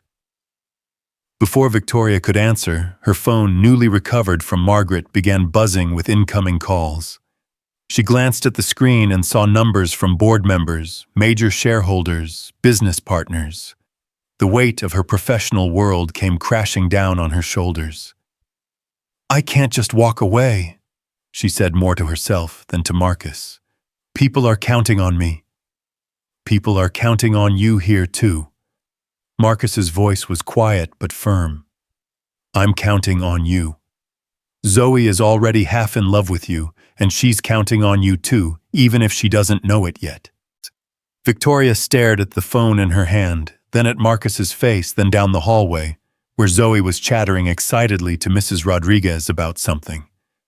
The choice felt impossible: abandon everything she'd built professionally, or abandon the love she'd discovered personally. What if we could find a middle ground? She said slowly. What if I could restructure things, delegate more, step back from day-to-day operations without completely abandoning my responsibilities? Marcus's expression grew cautious. What would that look like? I don't know yet. But Margaret was right about one thing: I can't just disappear without causing massive collateral damage. Too many people's livelihoods are tied up in my company. But maybe... Victoria paused, an idea taking shape. Maybe there's a way to transition gradually, to build the kind of life I want while still honoring the commitments I've made. And what kind of life do you want? Victoria looked at him directly, her voice steady with newfound certainty. I want a life where I come home to people who love me for who I am, not what I can do for them. I want to attend school plays and soccer games and learn how to braid Zoe's hair. I want to wake up next to you every morning and fall asleep in your arms every night. That sounds perfect to me. But I also want to feel useful, to contribute something meaningful to the world, beyond just being someone's girlfriend or stepmother. I built that company from nothing, Marcus. It represents 15 years of my life, and I can't just throw it away. Marcus nodded slowly. So we figure out how to make both things work. Is that possible? A week ago, would you have thought it was possible for a billionaire CEO and a dockworker to fall in love on a deserted island? Victoria laughed, despite her anxiety. Point taken. Victoria, there you are. Margaret's voice cut through their conversation like a knife. The board is convening an emergency meeting in an hour, and Jonathan Blackwood is already in the building. If you don't get down there immediately, you might not have a company to come back to. Victoria felt the familiar surge of adrenaline that came with corporate warfare. Every instinct told her to hush to the boardroom, to fight for what she'd built, to prove that she was still the same ruthless executive who'd never lost a major battle. But then she looked at Marcus's face and saw something that stopped her cold. He wasn't trying to influence her decision or pressure her to choose him over her career. He was simply waiting with the patient faith that whatever she decided would be the right choice for all of them. Margaret, Victoria said calmly, call an emergency board meeting for tomorrow morning at 9 a.m. Tell them I'll be presenting a new strategic vision for the company's future. Tomorrow, Victoria, this can't wait until... It can and it will. Also, I want you to reach out to Sarah Chen in our legal department. Have her research the logistics of converting Sterling Industries from a traditional corporation to a B Corp structure. Margaret blinked rapidly. A what now? A benefit corporation. A company that's legally required to consider social and environmental impact alongside profit. Victoria felt a thrill of excitement as the idea crystallized in her mind. And set up meetings with our top 3 VPs for later this week. It's time to discuss succession planning. Succession planning. Victoria, you're 34 years old. What are you talking about? Victoria looked at Marcus, who was watching her with growing admiration and what might have been pride. I'm talking about evolution, Margaret. About building something sustainable that doesn't require my personal involvement in every decision. After Margaret left to execute her instructions, muttering under her breath about stress-induced breakdowns and the need for psychological evaluations, Victoria found herself alone with Marcus again. That sounded very CEO-like, he observed. Did it sound like the old me or the new me? Marcus considered this. It sounded like both versions of you working together, strategic and purposeful, but not desperate or controlling. Is that good? That's perfect. They walked together toward the exit, where Mrs. Rodriguez was waiting with Zoe, who had apparently acquired a small arsenal of vending machine snacks and was eager to share them with everyone in sight. "Victoria," Zoe called out as they approached. "Mrs. Rodriguez says you're really rich and you own a big building with your name on it. Is that true?" Victoria knelt down to Zoe's eye level, suddenly aware that this conversation could set the tone for their entire relationship. "It's true that I run a company and work in a tall building. But the most important thing about me is that I love your daddy very much." Zoe's eyes widened. "Like love, like you want to marry him." Victoria felt her cheeks burn, but Marcus's soft chuckle gave her courage. "Maybe someday, if he'll have me." "Of course he'll have you," Zoe exclaimed with the casual confidence of childhood. "Daddy's been sad since Mommy went to heaven, but he smiles different now. Mrs. Rodriguez says it's because of you." Victoria glanced up at Mrs. Rodriguez, who was watching the exchange with obvious approval. "Mrs. Rodriguez is very wise. She makes the best empanadas in Miami," Zoe announced. "She's going to teach you how to make them so you can make them for Daddy when she's not here." The casual assumption that Victoria would be around for empanada lessons, that she would become part of their daily routines and family traditions, made Victoria's heart swell with hope and terror in equal measure. "I'd love to learn," Victoria said honestly. As they walked to Marcus's truck, a practical, well-worn vehicle that couldn't have been more different from Victoria's collection of luxury cars, Victoria found herself paying attention to details she'd never noticed before. The way Marcus automatically reached for Zoe's hand when crossing the parking lot. The practiced efficiency with which he helped her into her car seat.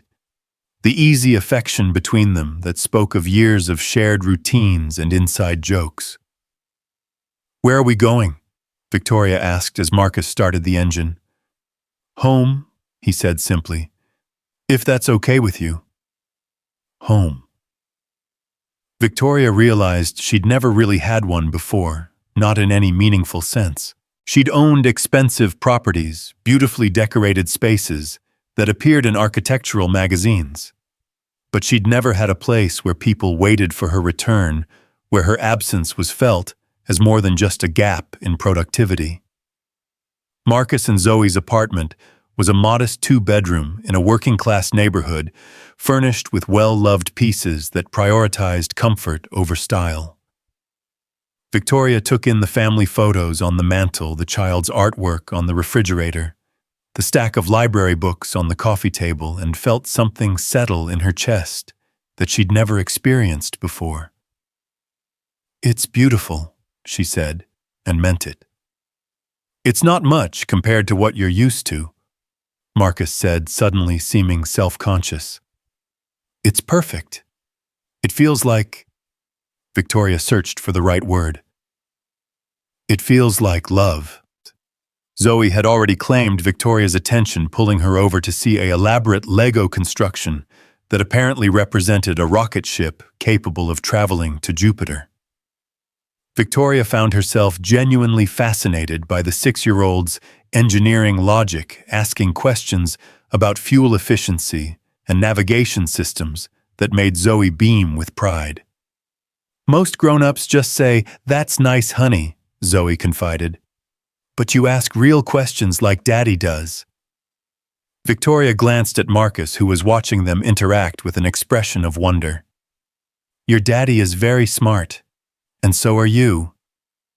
Are you going to stay for dinner? Mrs. Rodriguez made enough food for our army, and Daddy doesn't eat very much when he's worried." "I'd love to stay for dinner." As the afternoon turned to evening, Victoria found herself sinking deeper into the rhythm of their household.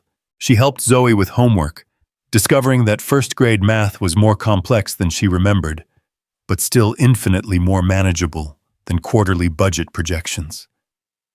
She learned to set the table according to Zoe's very specific standards: fork on the left knife and spoon on the right napkin, folded in half and placed under the fork.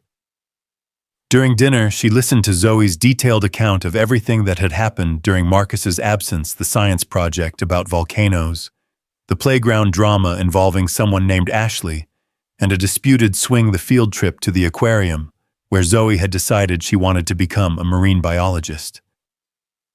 A marine biologist who also builds rockets, Zoe clarified seriously. Because someone needs to study the fish on other planets. That's very forward-thinking, Victoria said with equal seriousness. The space fish industry is definitely underserved.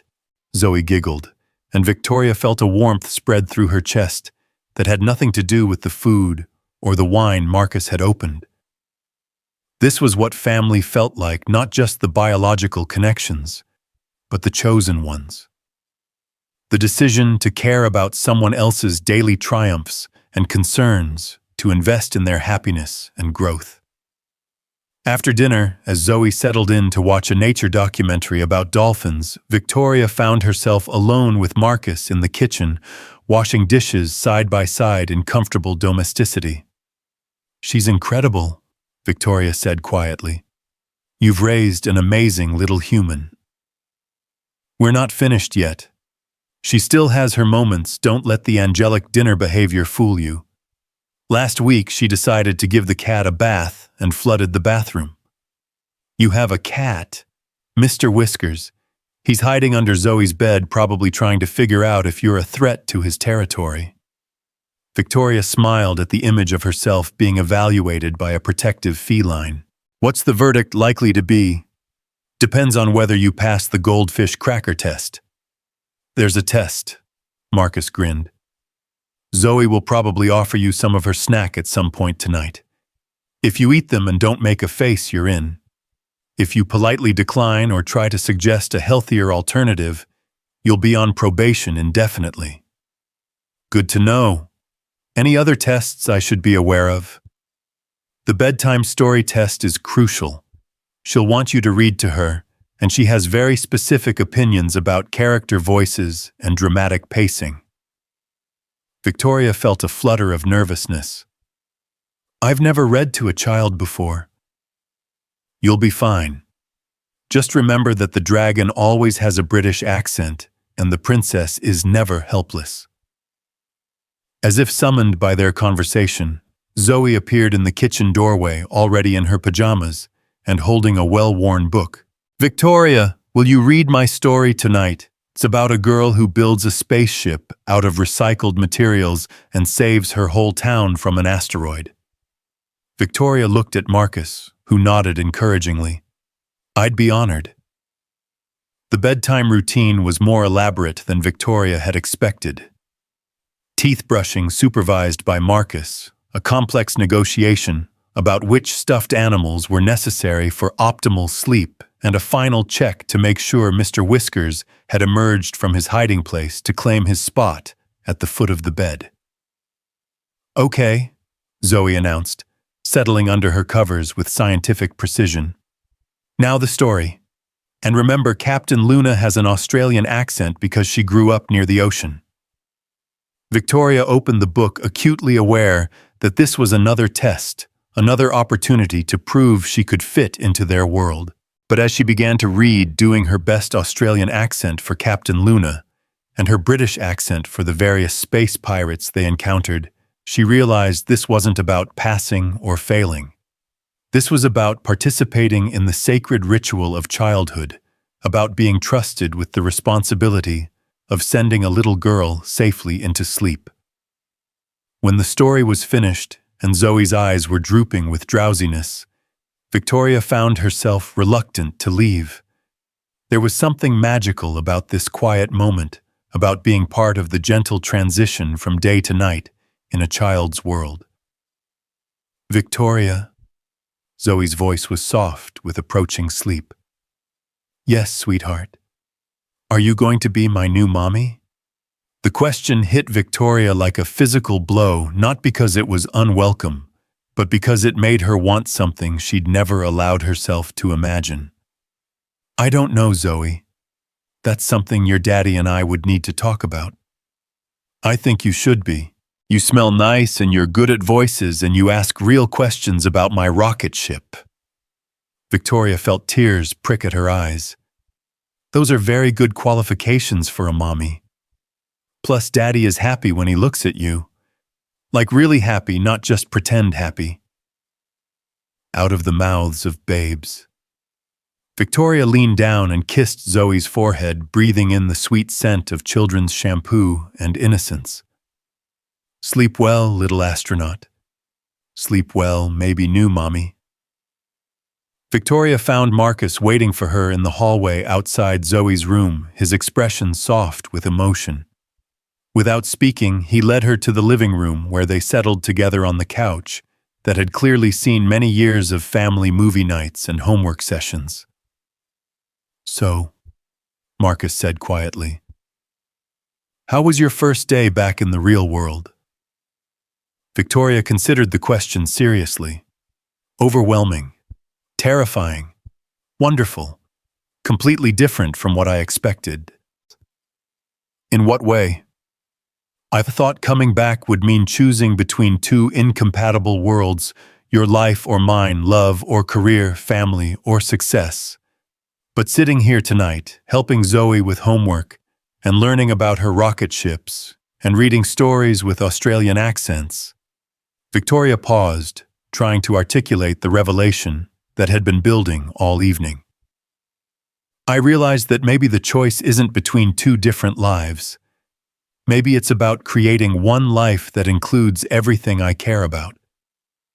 Marcus pulled her closer until she was nestled against his side with her head on his shoulder.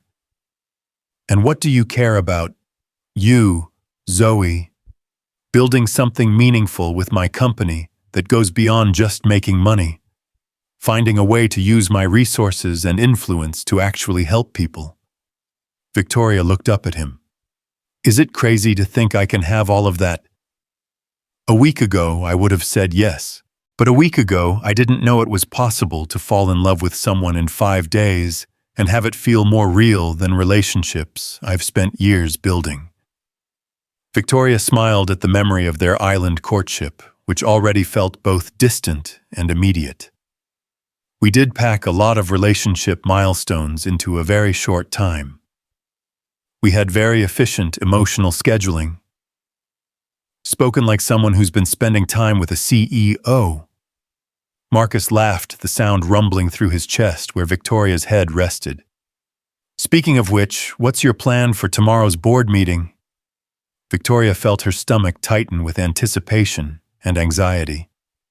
I'm going to propose a complete restructuring of the company's mission and my role in it. Transition from pure profit maximization to a model that prioritizes social and environmental impact alongside financial returns. That sounds like a big change. It's a massive change. The kind of change that could result in my being voted out as CEO if I don't present it correctly. Marcus was quiet for a moment. Are you prepared for that possibility? Victoria considered the question honestly. The thought of losing control of the company she'd built from nothing still sent a spike of panic through her system. But underneath the panic was something else, a sense of relief at the possibility of stepping back from a role that had consumed her entire identity for so long. I think I am, she said slowly. If fighting to maintain the status quo means sacrificing everything I've discovered about what actually makes me happy, then maybe it's time to let go. And if the board accepts your proposal, then I get to have everything. A meaningful career that aligns with my values, more time for the people I love, and the satisfaction of building something that will outlast me. Marcus pressed a kiss to the top of her head. Either way, you'll have us. The simple statement made Victoria's chest tighten with emotion. She'd spent so many years defining herself through her professional achievements that she'd forgotten what it felt like to be valued simply for existing, for the person she was, rather than what she could accomplish. "Marcus," she said quietly. "Yeah, I think Zoe was right. I think I do want to be her new mommy." She felt Marcus's sharp intake of breath, felt his arms tighten around her. "Victoria, I know it's crazy. I know we've been back in the real world for less than 12 hours, and I know that wanting something doesn't automatically make it possible. But sitting in her room tonight reading about Captain Luna and her recycled spaceship, I felt something I've never felt before." "What was that?" "Complete. Like I'd found the missing piece of myself that I didn't even know was missing." Marcus was quiet for so long that Victoria began to worry.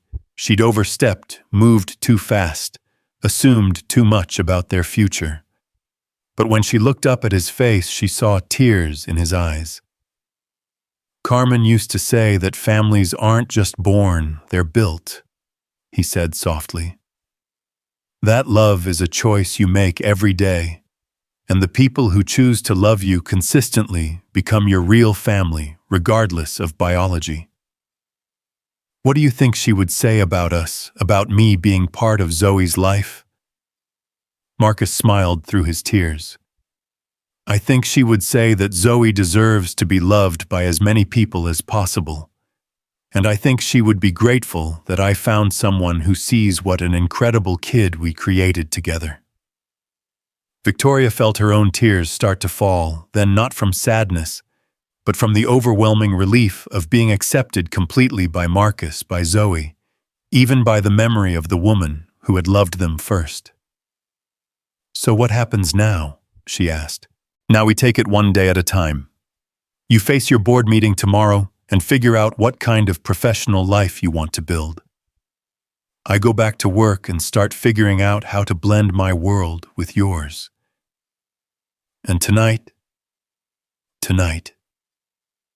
Marcus cupped her face in his hands, his thumb brushing away her tears. "Tonight, we go to bed together in a real bed, with clean sheets and running water. And the knowledge that we're not going anywhere. That we chose each other not because we had to, but because we wanted to." Victoria felt her heart race with anticipation and nervousness. Making love on the island had felt natural, inevitable, born of their isolation and the intensity of their situation. But this felt different, more intentional, more grounded in the reality of who they were choosing to become together. "Are you sure? With Zoe here, I mean?" Marcus smiled. "Zoe sleeps like the dead, and my bedroom is on the opposite side of the apartment. Plus, we're adults who love each other and are building a future together. This is what normal people do." "I've never been normal people before." "How does it feel so far?"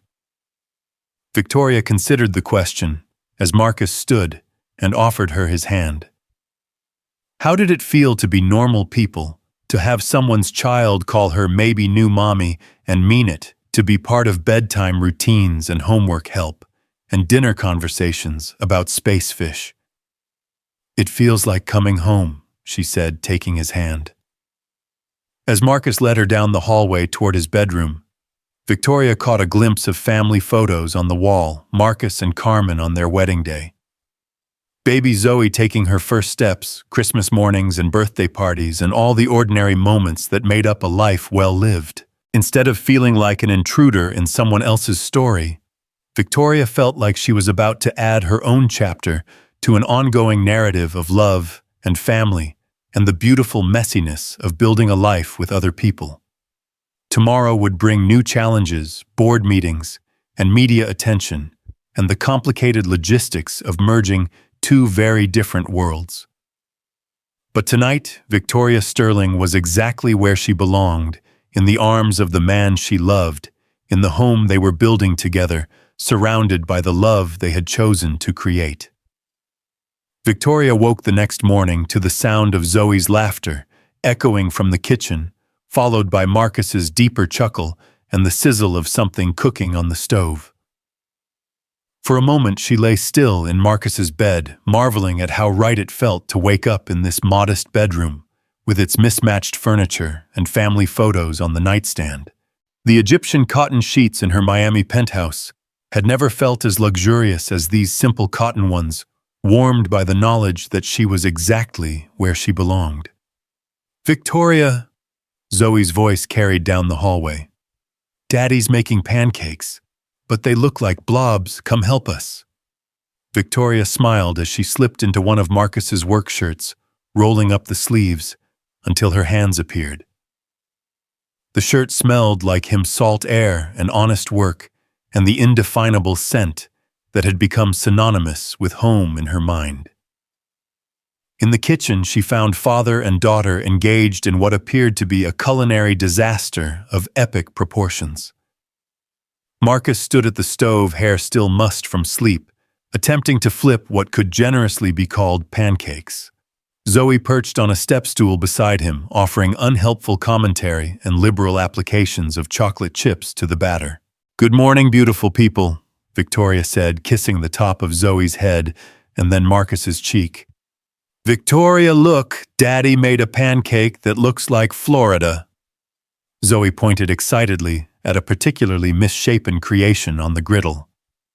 "I see it," Victoria said solemnly, "though it might be missing the keys." Marcus turned to her with a rueful grin.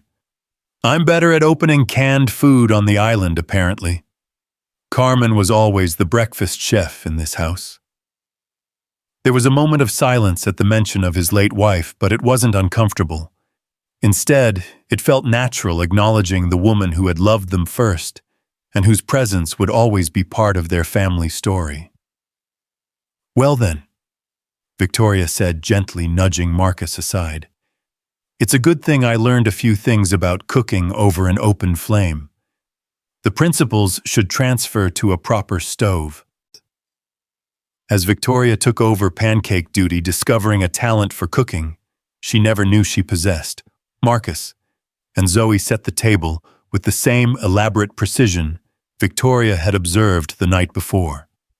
But this morning, there was an extra place setting, and Zoe had drawn a small picture of 3 stick figures holding hands to place beside Victoria's plate. "That's our family," Zoe announced proudly. "Daddy, me and you. I made you taller because Daddy says you're very important." Victoria felt her throat tighten with emotion as she looked at the drawing, 3 simple figures connected by carefully drawn hands, labeled Daddy, Me, and Victoria, in Zoe's careful first-grade handwriting. It was the most beautiful artwork she'd ever seen. "It's perfect," Victoria managed to say. "Can I keep it? Of course I'll make more. I want to draw you in your fancy office and Daddy at the boat place and me with my rocket ship." As they ate breakfast together, Victoria's pancakes declared way better than Daddy's blob pancakes by their harshest critic.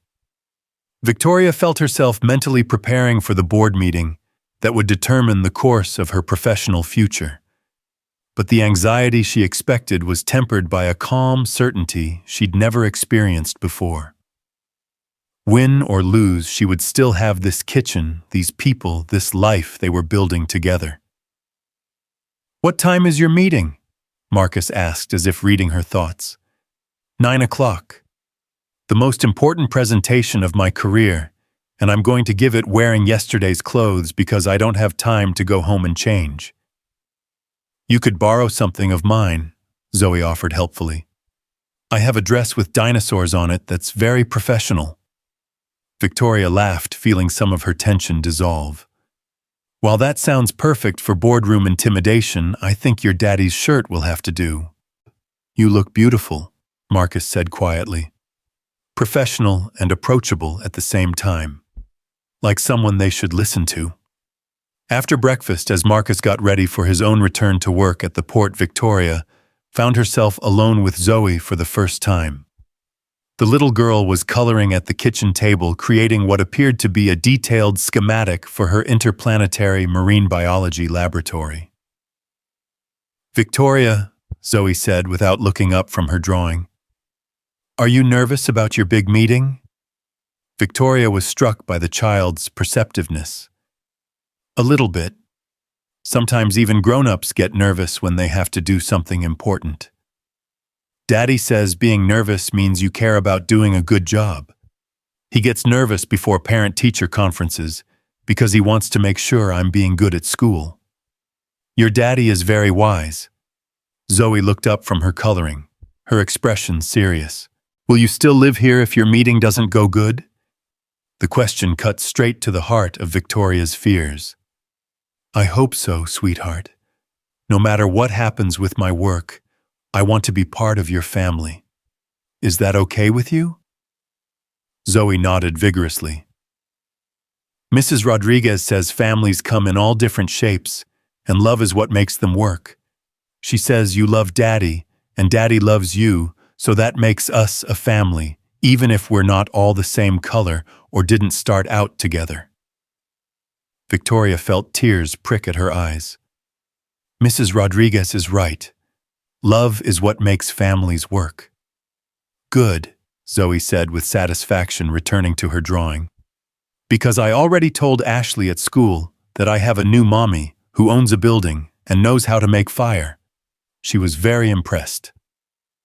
By the time Marcus emerged from the bathroom fully dressed in his work clothes, Victoria had composed herself enough to face the day ahead. But saying goodbye felt harder than it should have for someone who would see them again in a few hours. Knock them dead, CEO Sterling, Marcus said, pulling her into his arms. What if they knock me dead instead? Then they're idiots who don't deserve you, and we'll figure out something even better. Victoria kissed him deeply, trying to memorize the moment, his arms around her. Zoe humming at the kitchen table, morning sunlight streaming through windows that framed a life she'd never known she wanted. The ride to Sterling Industries headquarters felt like traveling between worlds. Victoria sat in the back of the taxi, watching Miami's skyline grow larger through the window, and tried to reconcile the woman who had left this building 10 days ago with the woman returning to it now. Same body, same brain, same basic skill set, but fundamentally transformed by love and loss and the discovery of what actually mattered. The Sterling Industries building rose 42 stories above downtown Miami, its glass and steel facade reflecting the morning sun like a beacon of corporate power. Victoria had designed every detail of the executive floors, from the marble lobby to the panoramic views from the boardroom. It had been her temple, her monument to professional achievement. Now, walking through the lobby where her portrait hung among Miami's most influential business leaders, Victoria felt like she was visiting someone else's life. Ms. Sterling. The receptionist's voice was pitched with barely contained excitement. Everyone's so relieved you're safe. The whole building has been talking about nothing else. Victoria smiled, touched by the genuine concern in the young woman's voice. Thank you, Maria. It's good to be back. The elevator ride to the 42nd floor gave Victoria time to center herself, to remember who she had been in this building and who she chose to be now. The doors opened onto the executive suite, where Margaret was waiting with an expression of barely controlled panic. Thank God, Margaret breathed. The board members are already arriving, and Jonathan Blackwood brought his entire legal team. This looks like a hostile takeover attempt disguised as a welfare check. Victoria felt the familiar surge of competitive adrenaline, the instinct to meet aggression with superior force. But underneath it was something new, a calm confidence that came from knowing that she had something worth fighting for beyond just winning. Good, Victoria said simply. Let them think they have the advantage. Are my materials ready? The presentation you outlined yesterday is loaded on the conference room system, but Victoria, I have to tell you, the board members I've spoken to are concerned. They think the stress of the crash might have affected your judgment. Maybe it has, Victoria said calmly. Maybe my judgment is finally clear. The Sterling Industries boardroom was a masterpiece of intimidation design, floor-to-ceiling windows, offering panoramic views of the city, a table carved from a single piece of Brazilian rosewood leather chairs that cost more than most people's cars. Victoria had chosen every detail to project power and control. As she entered the room, 12 board members and 4 lawyers turned toward her, with expressions ranging from relief to concern to barely concealed hostility. At the head of the table sat Jonathan Blackwood, CEO of Meridian Industries, and her primary corporate rival for the past 5 years. Victoria. Blackwood rose with a smile that didn't reach his eyes. We're all tremendously relieved to see you safe. When news of the helicopter crash reached us, we feared the worst. As you can see, reports of my demise were greatly exaggerated. Victoria took her seat at the head of the table, noting how Blackwood had positioned himself in what had traditionally been her chair. Though I appreciate your concern, Jonathan, I wasn't aware Meridian Industries had such a personal interest in my welfare. The entire business community has been concerned about Sterling Industries' stability in your absence. When a company of this size loses its founding CEO, even temporarily, there are ripple effects throughout the market. Victoria studied the faces around the table, people she'd worked with for years, whose support had helped build her company into an industry leader. She could see the uncertainty in their eyes, the questions about whether the woman who'd returned from a deserted island was still the ruthless executive they'd known. Well then, Victoria said, activating the presentation system with a remote, let's talk about Sterling Industries' future, shall we? The first slide appeared on the wall-mounted screen, Sterling Industries, a new vision for sustainable success. Victoria watched the board members exchange glances, their expressions shifting from confusion to concern. As you all know, Victoria began, Sterling Industries has achieved remarkable financial success over the past 15 years. We've grown from a small consulting firm to a multinational corporation with operations in 12 countries and revenues exceeding $2 billion annually. Nods around the table. This was familiar territory. But success, I've realized, isn't just about profit margins and market share. It's about building something meaningful, something that will outlast any individual leader and contribute positively to the world we're leaving for future generations. Blackwood leaned forward. Victoria, if you're suggesting that Sterling Industries abandon its fiduciary responsibility to shareholders in favor of some kind of charitable venture. I'm suggesting, Victoria interrupted smoothly, that our fiduciary responsibility includes long-term sustainability, ethical practices, and recognition that our success is interconnected with the communities we serve. She clicked to the next slide, B Corporation certification balancing profit with purpose. I'm proposing that Sterling Industries convert to a certified B Corporation structure, legally committing us to consider social and environmental impact alongside financial returns. This isn't about reducing profitability, it's about ensuring sustainable profitability for decades to come. The room erupted in concerned murmurs. Board member Patricia Sanchez raised her hand. Victoria, while we all admire corporate social responsibility initiatives, restructuring our entire legal framework seems extreme. Are you certain this decision isn't influenced by your recent trauma? Victoria felt a flash of the old anger, the assumption that any deviation from pure profit motive must represent feminine weakness or emotional instability. But then she thought of Zoe's drawing on her refrigerator of Marcus's steady faith in her judgment, and the anger transformed into calm determination. Patricia, my recent experience has indeed influenced this decision, but not because it compromised my judgment, because it clarified my priorities. Victoria stood commanding the room's attention. I spent 8 days stripped of every external measure of success I'd ever relied on. No title, no wealth, no corporate power, just my ability to solve problems, lead effectively, and work with another person to overcome seemingly impossible challenges. She clicked to a new slide showing comparative data on B Corporation financial performance. What I learned is that the skills that made me successful in business strategic thinking, adaptability, collaborative leadership are exactly the same skills that will be necessary to navigate the challenges facing our industry in the next decade. Climate change, social inequality, technological disruption, these aren't abstract problems that someone else will solve. They're business challenges that will determine which companies survive and which become irrelevant. Board member Robert Chen leaned back in his chair. And you believe B Corporation status will position us to address these challenges. I believe it will position us to thrive while addressing these challenges. Look at the data. B Corps show higher employee retention, stronger customer loyalty, and more resilient revenue streams than traditional corporations.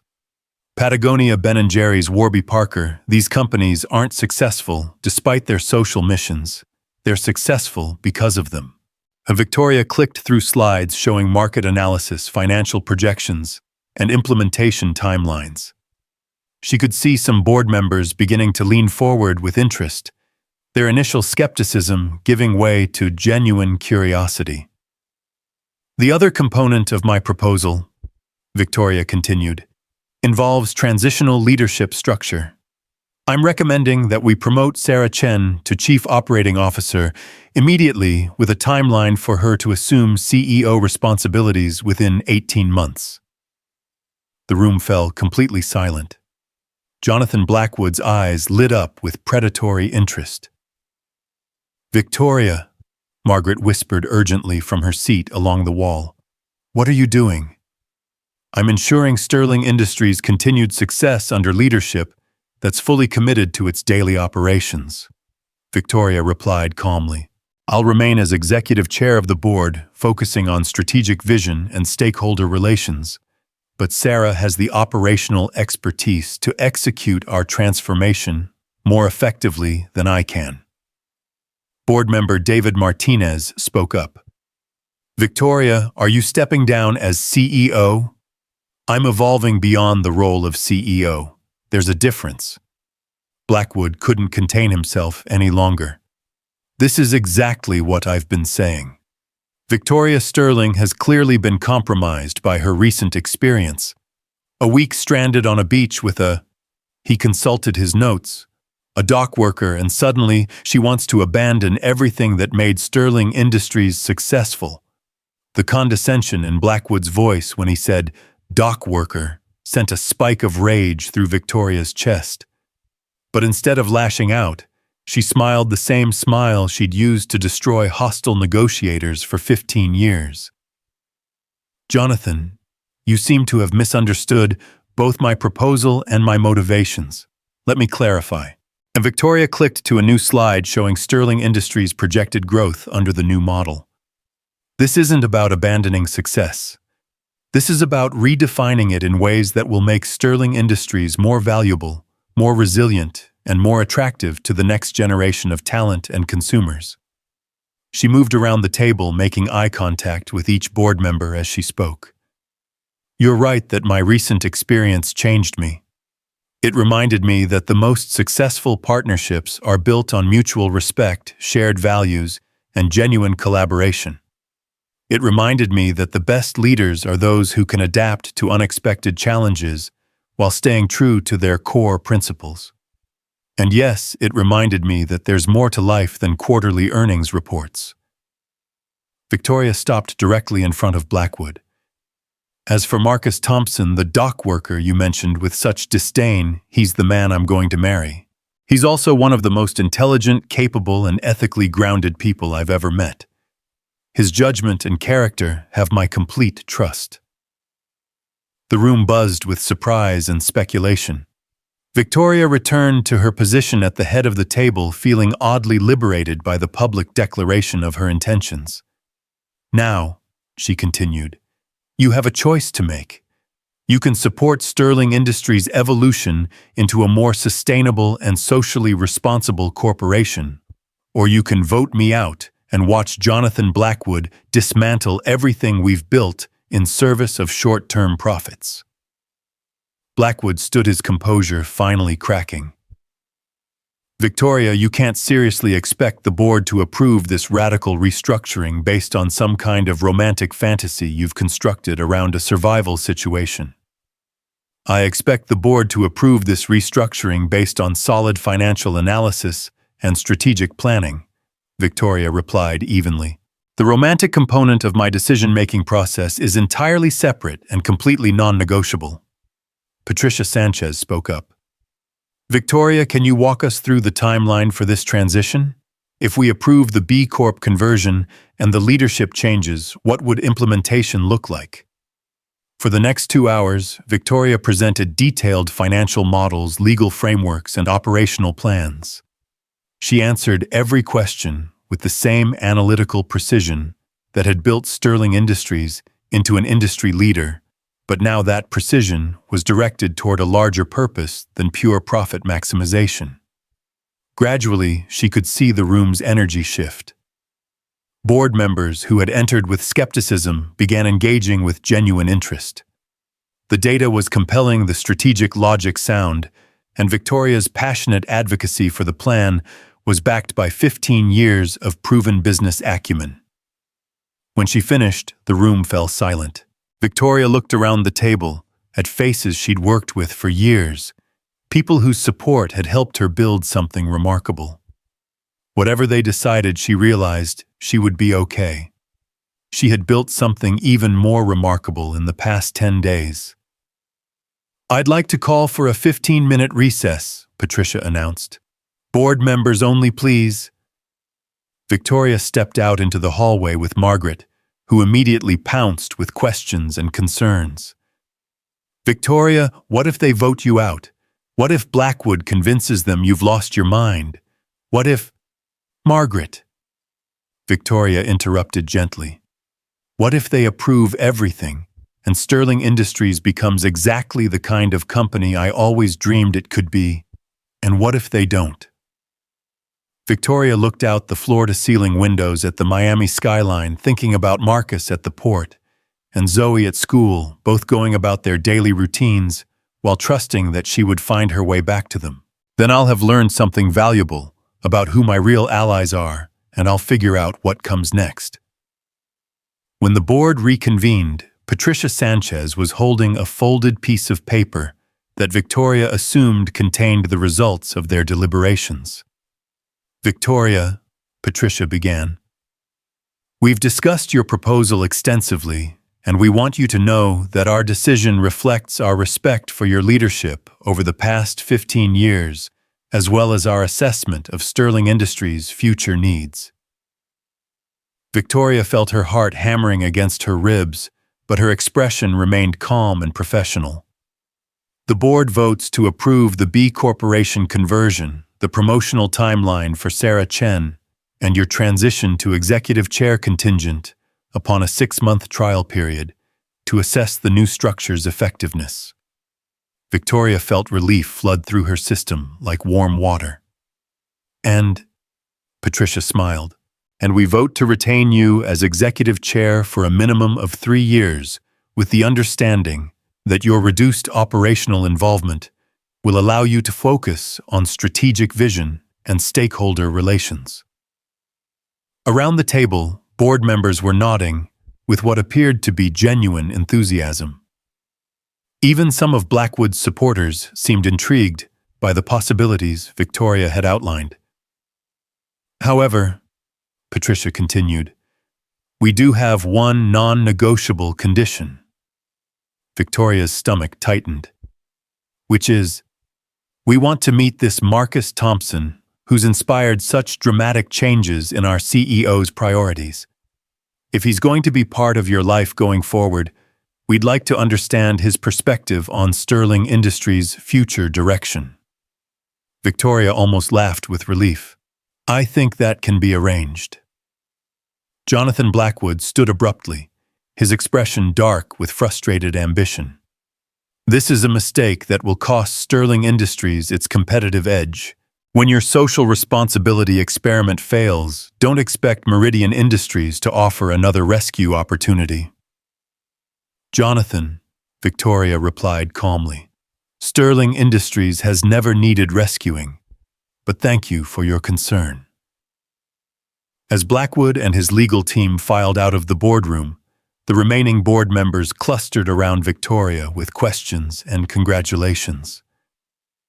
But all Victoria could think about was getting home to share the news with Marcus and Zoe.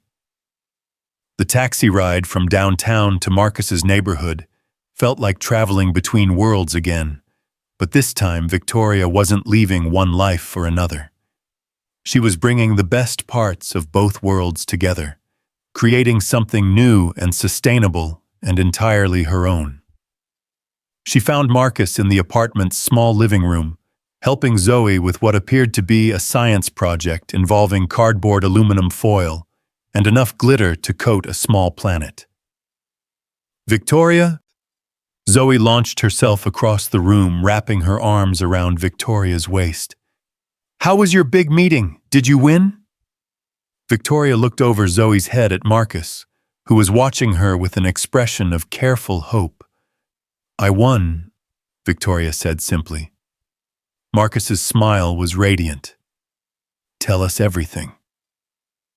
As Victoria recounted the morning's events, the board's initial skepticism, her presentation, the final vote, she found herself marveling at how natural it felt to share professional victories with people who cared about her, rather than what she could do for them.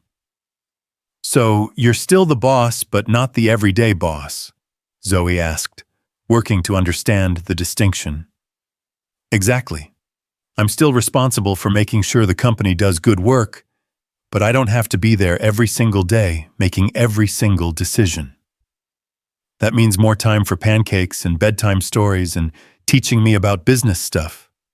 Victoria laughed, pulling Zoe onto her lap. Exactly.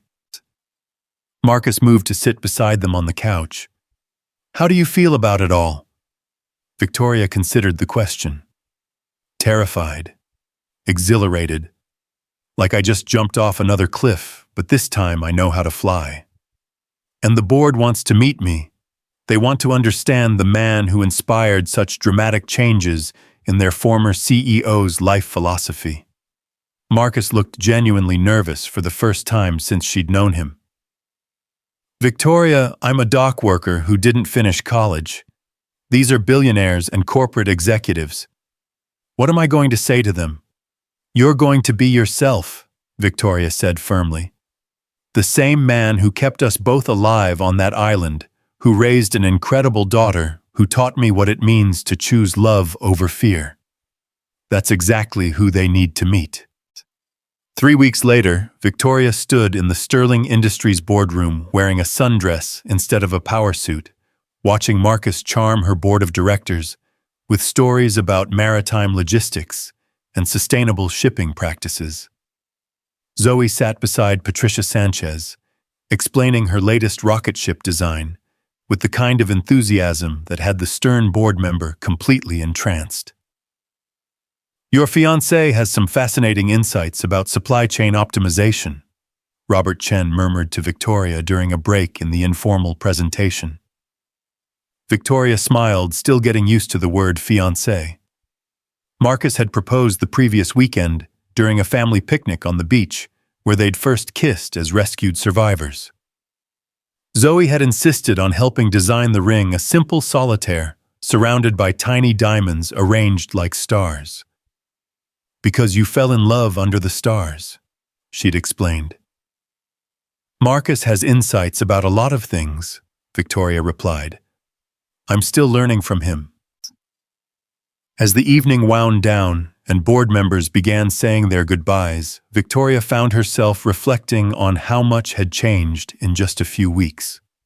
Sterling Industries' B Corp conversion was proceeding ahead of schedule.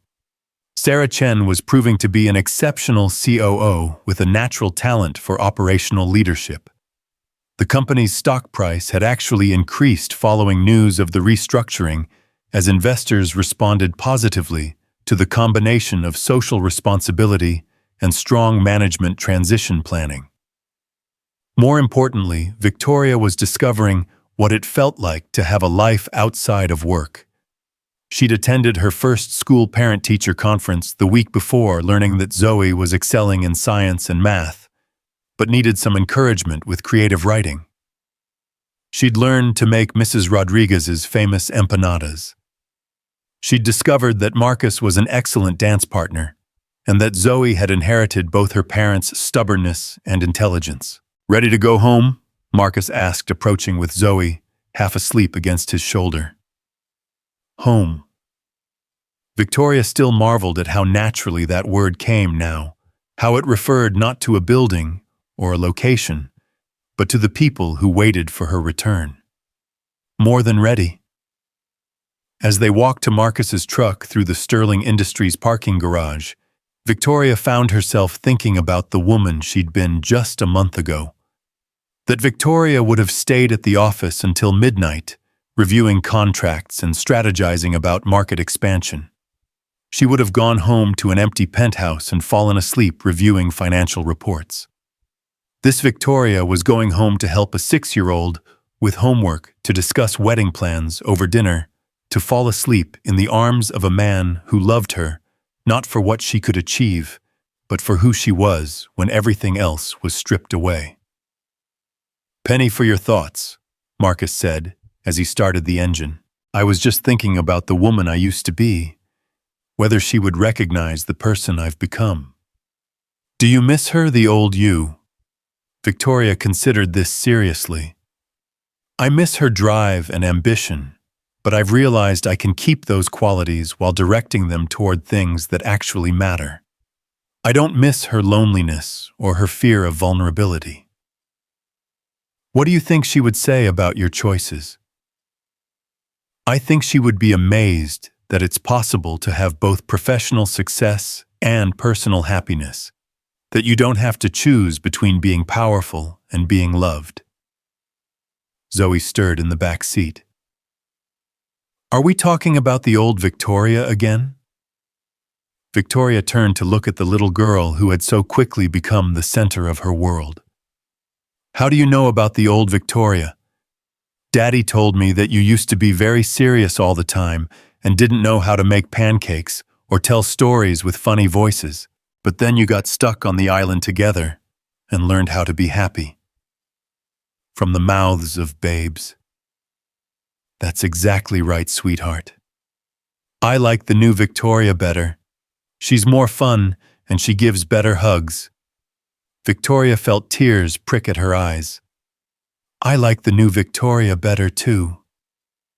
6 months later, Victoria Sterling, soon to be Victoria Thompson, stood on a beach in the Bahamas, wearing a simple white dress and holding a bouquet of island flowers.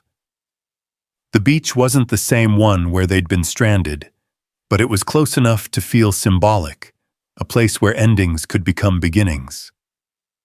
The wedding was small, just Zoe as flower girl, Mrs. Rodriguez as matron of honor, Marcus's brother Danny as best man, and a handful of close friends and family members. Victoria's parents had flown in from New York, still somewhat bewildered by their daughter's transformation, but gradually warming to their new son-in-law and granddaughter. "Dearly beloved," the officiant began, but Victoria barely heard the traditional words. She was too focused on Marcus's face, on the way he was looking at her, like she was the most beautiful thing he'd ever seen, on Zoe's excited grin as she scattered flower petals with scientific precision.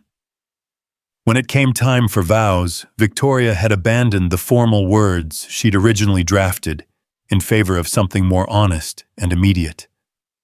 "Marcus," she said, her voice carrying clearly over the sound of waves. "A year ago, if someone had told me that getting stranded on a deserted island would be the best thing that ever happened to me, I would have had them evaluated for mental health issues." Gentle laughter from their small audience. "But you taught me that the most important journeys aren't the ones we plan, they're the ones that find us when we're brave enough to be lost. You taught me that love isn't a business transaction or a strategic alliance. It's a daily choice to see the best in someone else and to become the best version of yourself in return. Victoria looked at Zoe, who was beaming with pride at being included in the ceremony. And Zoe, you taught me that families are built on choice as much as biology, that love multiplies when you share it, and that the best adventures are the ones we take together. Marcus's vows were equally heartfelt, speaking about second chances and the courage to love again, about finding someone who made him want to be fully alive instead of just surviving. When they kissed as husband and wife, Zoe cheered loudly enough to scare a flock of seabirds into flight, and Victoria thought she had never heard a more beautiful sound. The reception was held at a small resort overlooking the ocean, with dancing under the stars and toasts that made everyone laugh and cry in equal measure. Victoria found herself treasuring every moment Zoe's elaborate explanation of her latest rocket ship design to anyone who would listen. Mrs. Rodriguez teaching Marcus's brother how to salsa dance, her own parents deep in conversation with Marcus about sustainable shipping practices. But the moment she treasured most came late in the evening, when most of the guests had drifted away, and she found herself alone with Marcus and Zoe on the beach, where they'd exchanged vows. "So," Marcus said, pulling Victoria close while Zoe chased hermit crabs along the water's edge, "how does it feel to be Mrs. Thompson?" Victoria considered the question. "It feels like coming home to myself. Like I finally figured out who I was supposed to be all along." "And who is that?" "I'm someone who builds meaningful things with people I love. Someone who takes risks for the right reasons. Someone who believes that the best adventures are the ones we choose together." Marcus spun her around in the sand, both of them laughing like teenagers. "I love that person." "Good," Victoria said, kissing him deeply. "Because you're stuck with her forever." "Daddy, Victoria, come look," Zoe's voice called from down the beach. "I found a shell that looks like a spaceship." Hand in hand, they walked toward their daughter, toward whatever adventures awaited them as a family. Victoria felt a deep sense of gratitude for the helicopter crash that had brought them together, for the courage to rebuild her life around love, instead of fear, for the discovery that some of the best things in life come from the most unexpected places. As they reached Zoe, who was indeed holding a shell with remarkable aerodynamic properties, Victoria realized that she had finally learned the difference between surviving and truly living. Surviving was about protecting what you had. Living was about being brave enough to reach for what you really wanted, even if it meant letting go of everything you thought you needed. "Look," Zoe held up her shell triumphantly. "When I become a marine biologist astronaut, I'm going to design spaceships just like this." Victoria knelt beside her new daughter, examining the shell with appropriate scientific seriousness. "That's brilliant engineering. Nature always has the best designs." "That's what Daddy says too. He says you and him learned lots of things from nature when you were stuck on your island." Victoria looked at Marcus over Zoe's head, sharing a moment of perfect understanding. They had indeed learned everything that mattered from their time in that small world they'd shared. How to depend on each other. How to choose love over fear. How to build something beautiful from whatever materials life provided. "We did learn a lot," Victoria agreed. "The most important thing we learned is that home isn't a place. It's the people you choose to share your adventures with." Zoe nodded sagely. "Like how we're a family, even though we all started in different places, because we chose to love each other." Exactly like that. As the three of them walked back toward the resort, Zoe skipping ahead with her treasure shell and Marcus's arm around Victoria's waist, Victoria felt the deep contentment that comes from knowing you're exactly where you belong. She had traded an empire built on competition for a life built on collaboration, professional recognition for personal connection, the certainty of control for the adventure of shared growth. It was the best deal she'd ever negotiated. 2 years later, Victoria would stand in the same Sterling Industries boardroom where she'd once fought for her corporate life. But this time she would be presenting the company's certification as a top-performing B Corporation and announcing their expansion into sustainable technology development. Sarah Chen would be beside her as CEO, confident and brilliant in her leadership role, while Victoria maintained her strategic oversight responsibilities.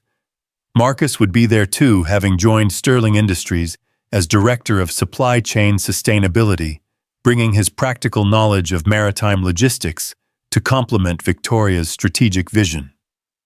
Together, they would have transformed Sterling Industries into exactly the kind of company Victoria had always dreamed of building: profitable, purposeful, and sustainable. But that was still in the future. Tonight, Victoria Thompson walked hand in hand with her husband and daughter along a moonlit beach, collecting shells and planning imaginary space missions, living fully in the present moment, while trusting completely in whatever adventures tomorrow might bring. She had learned, after all, that the best things in life happen when you're brave enough to jump without knowing exactly where you'll land, confident that love will teach you to fly on the way down.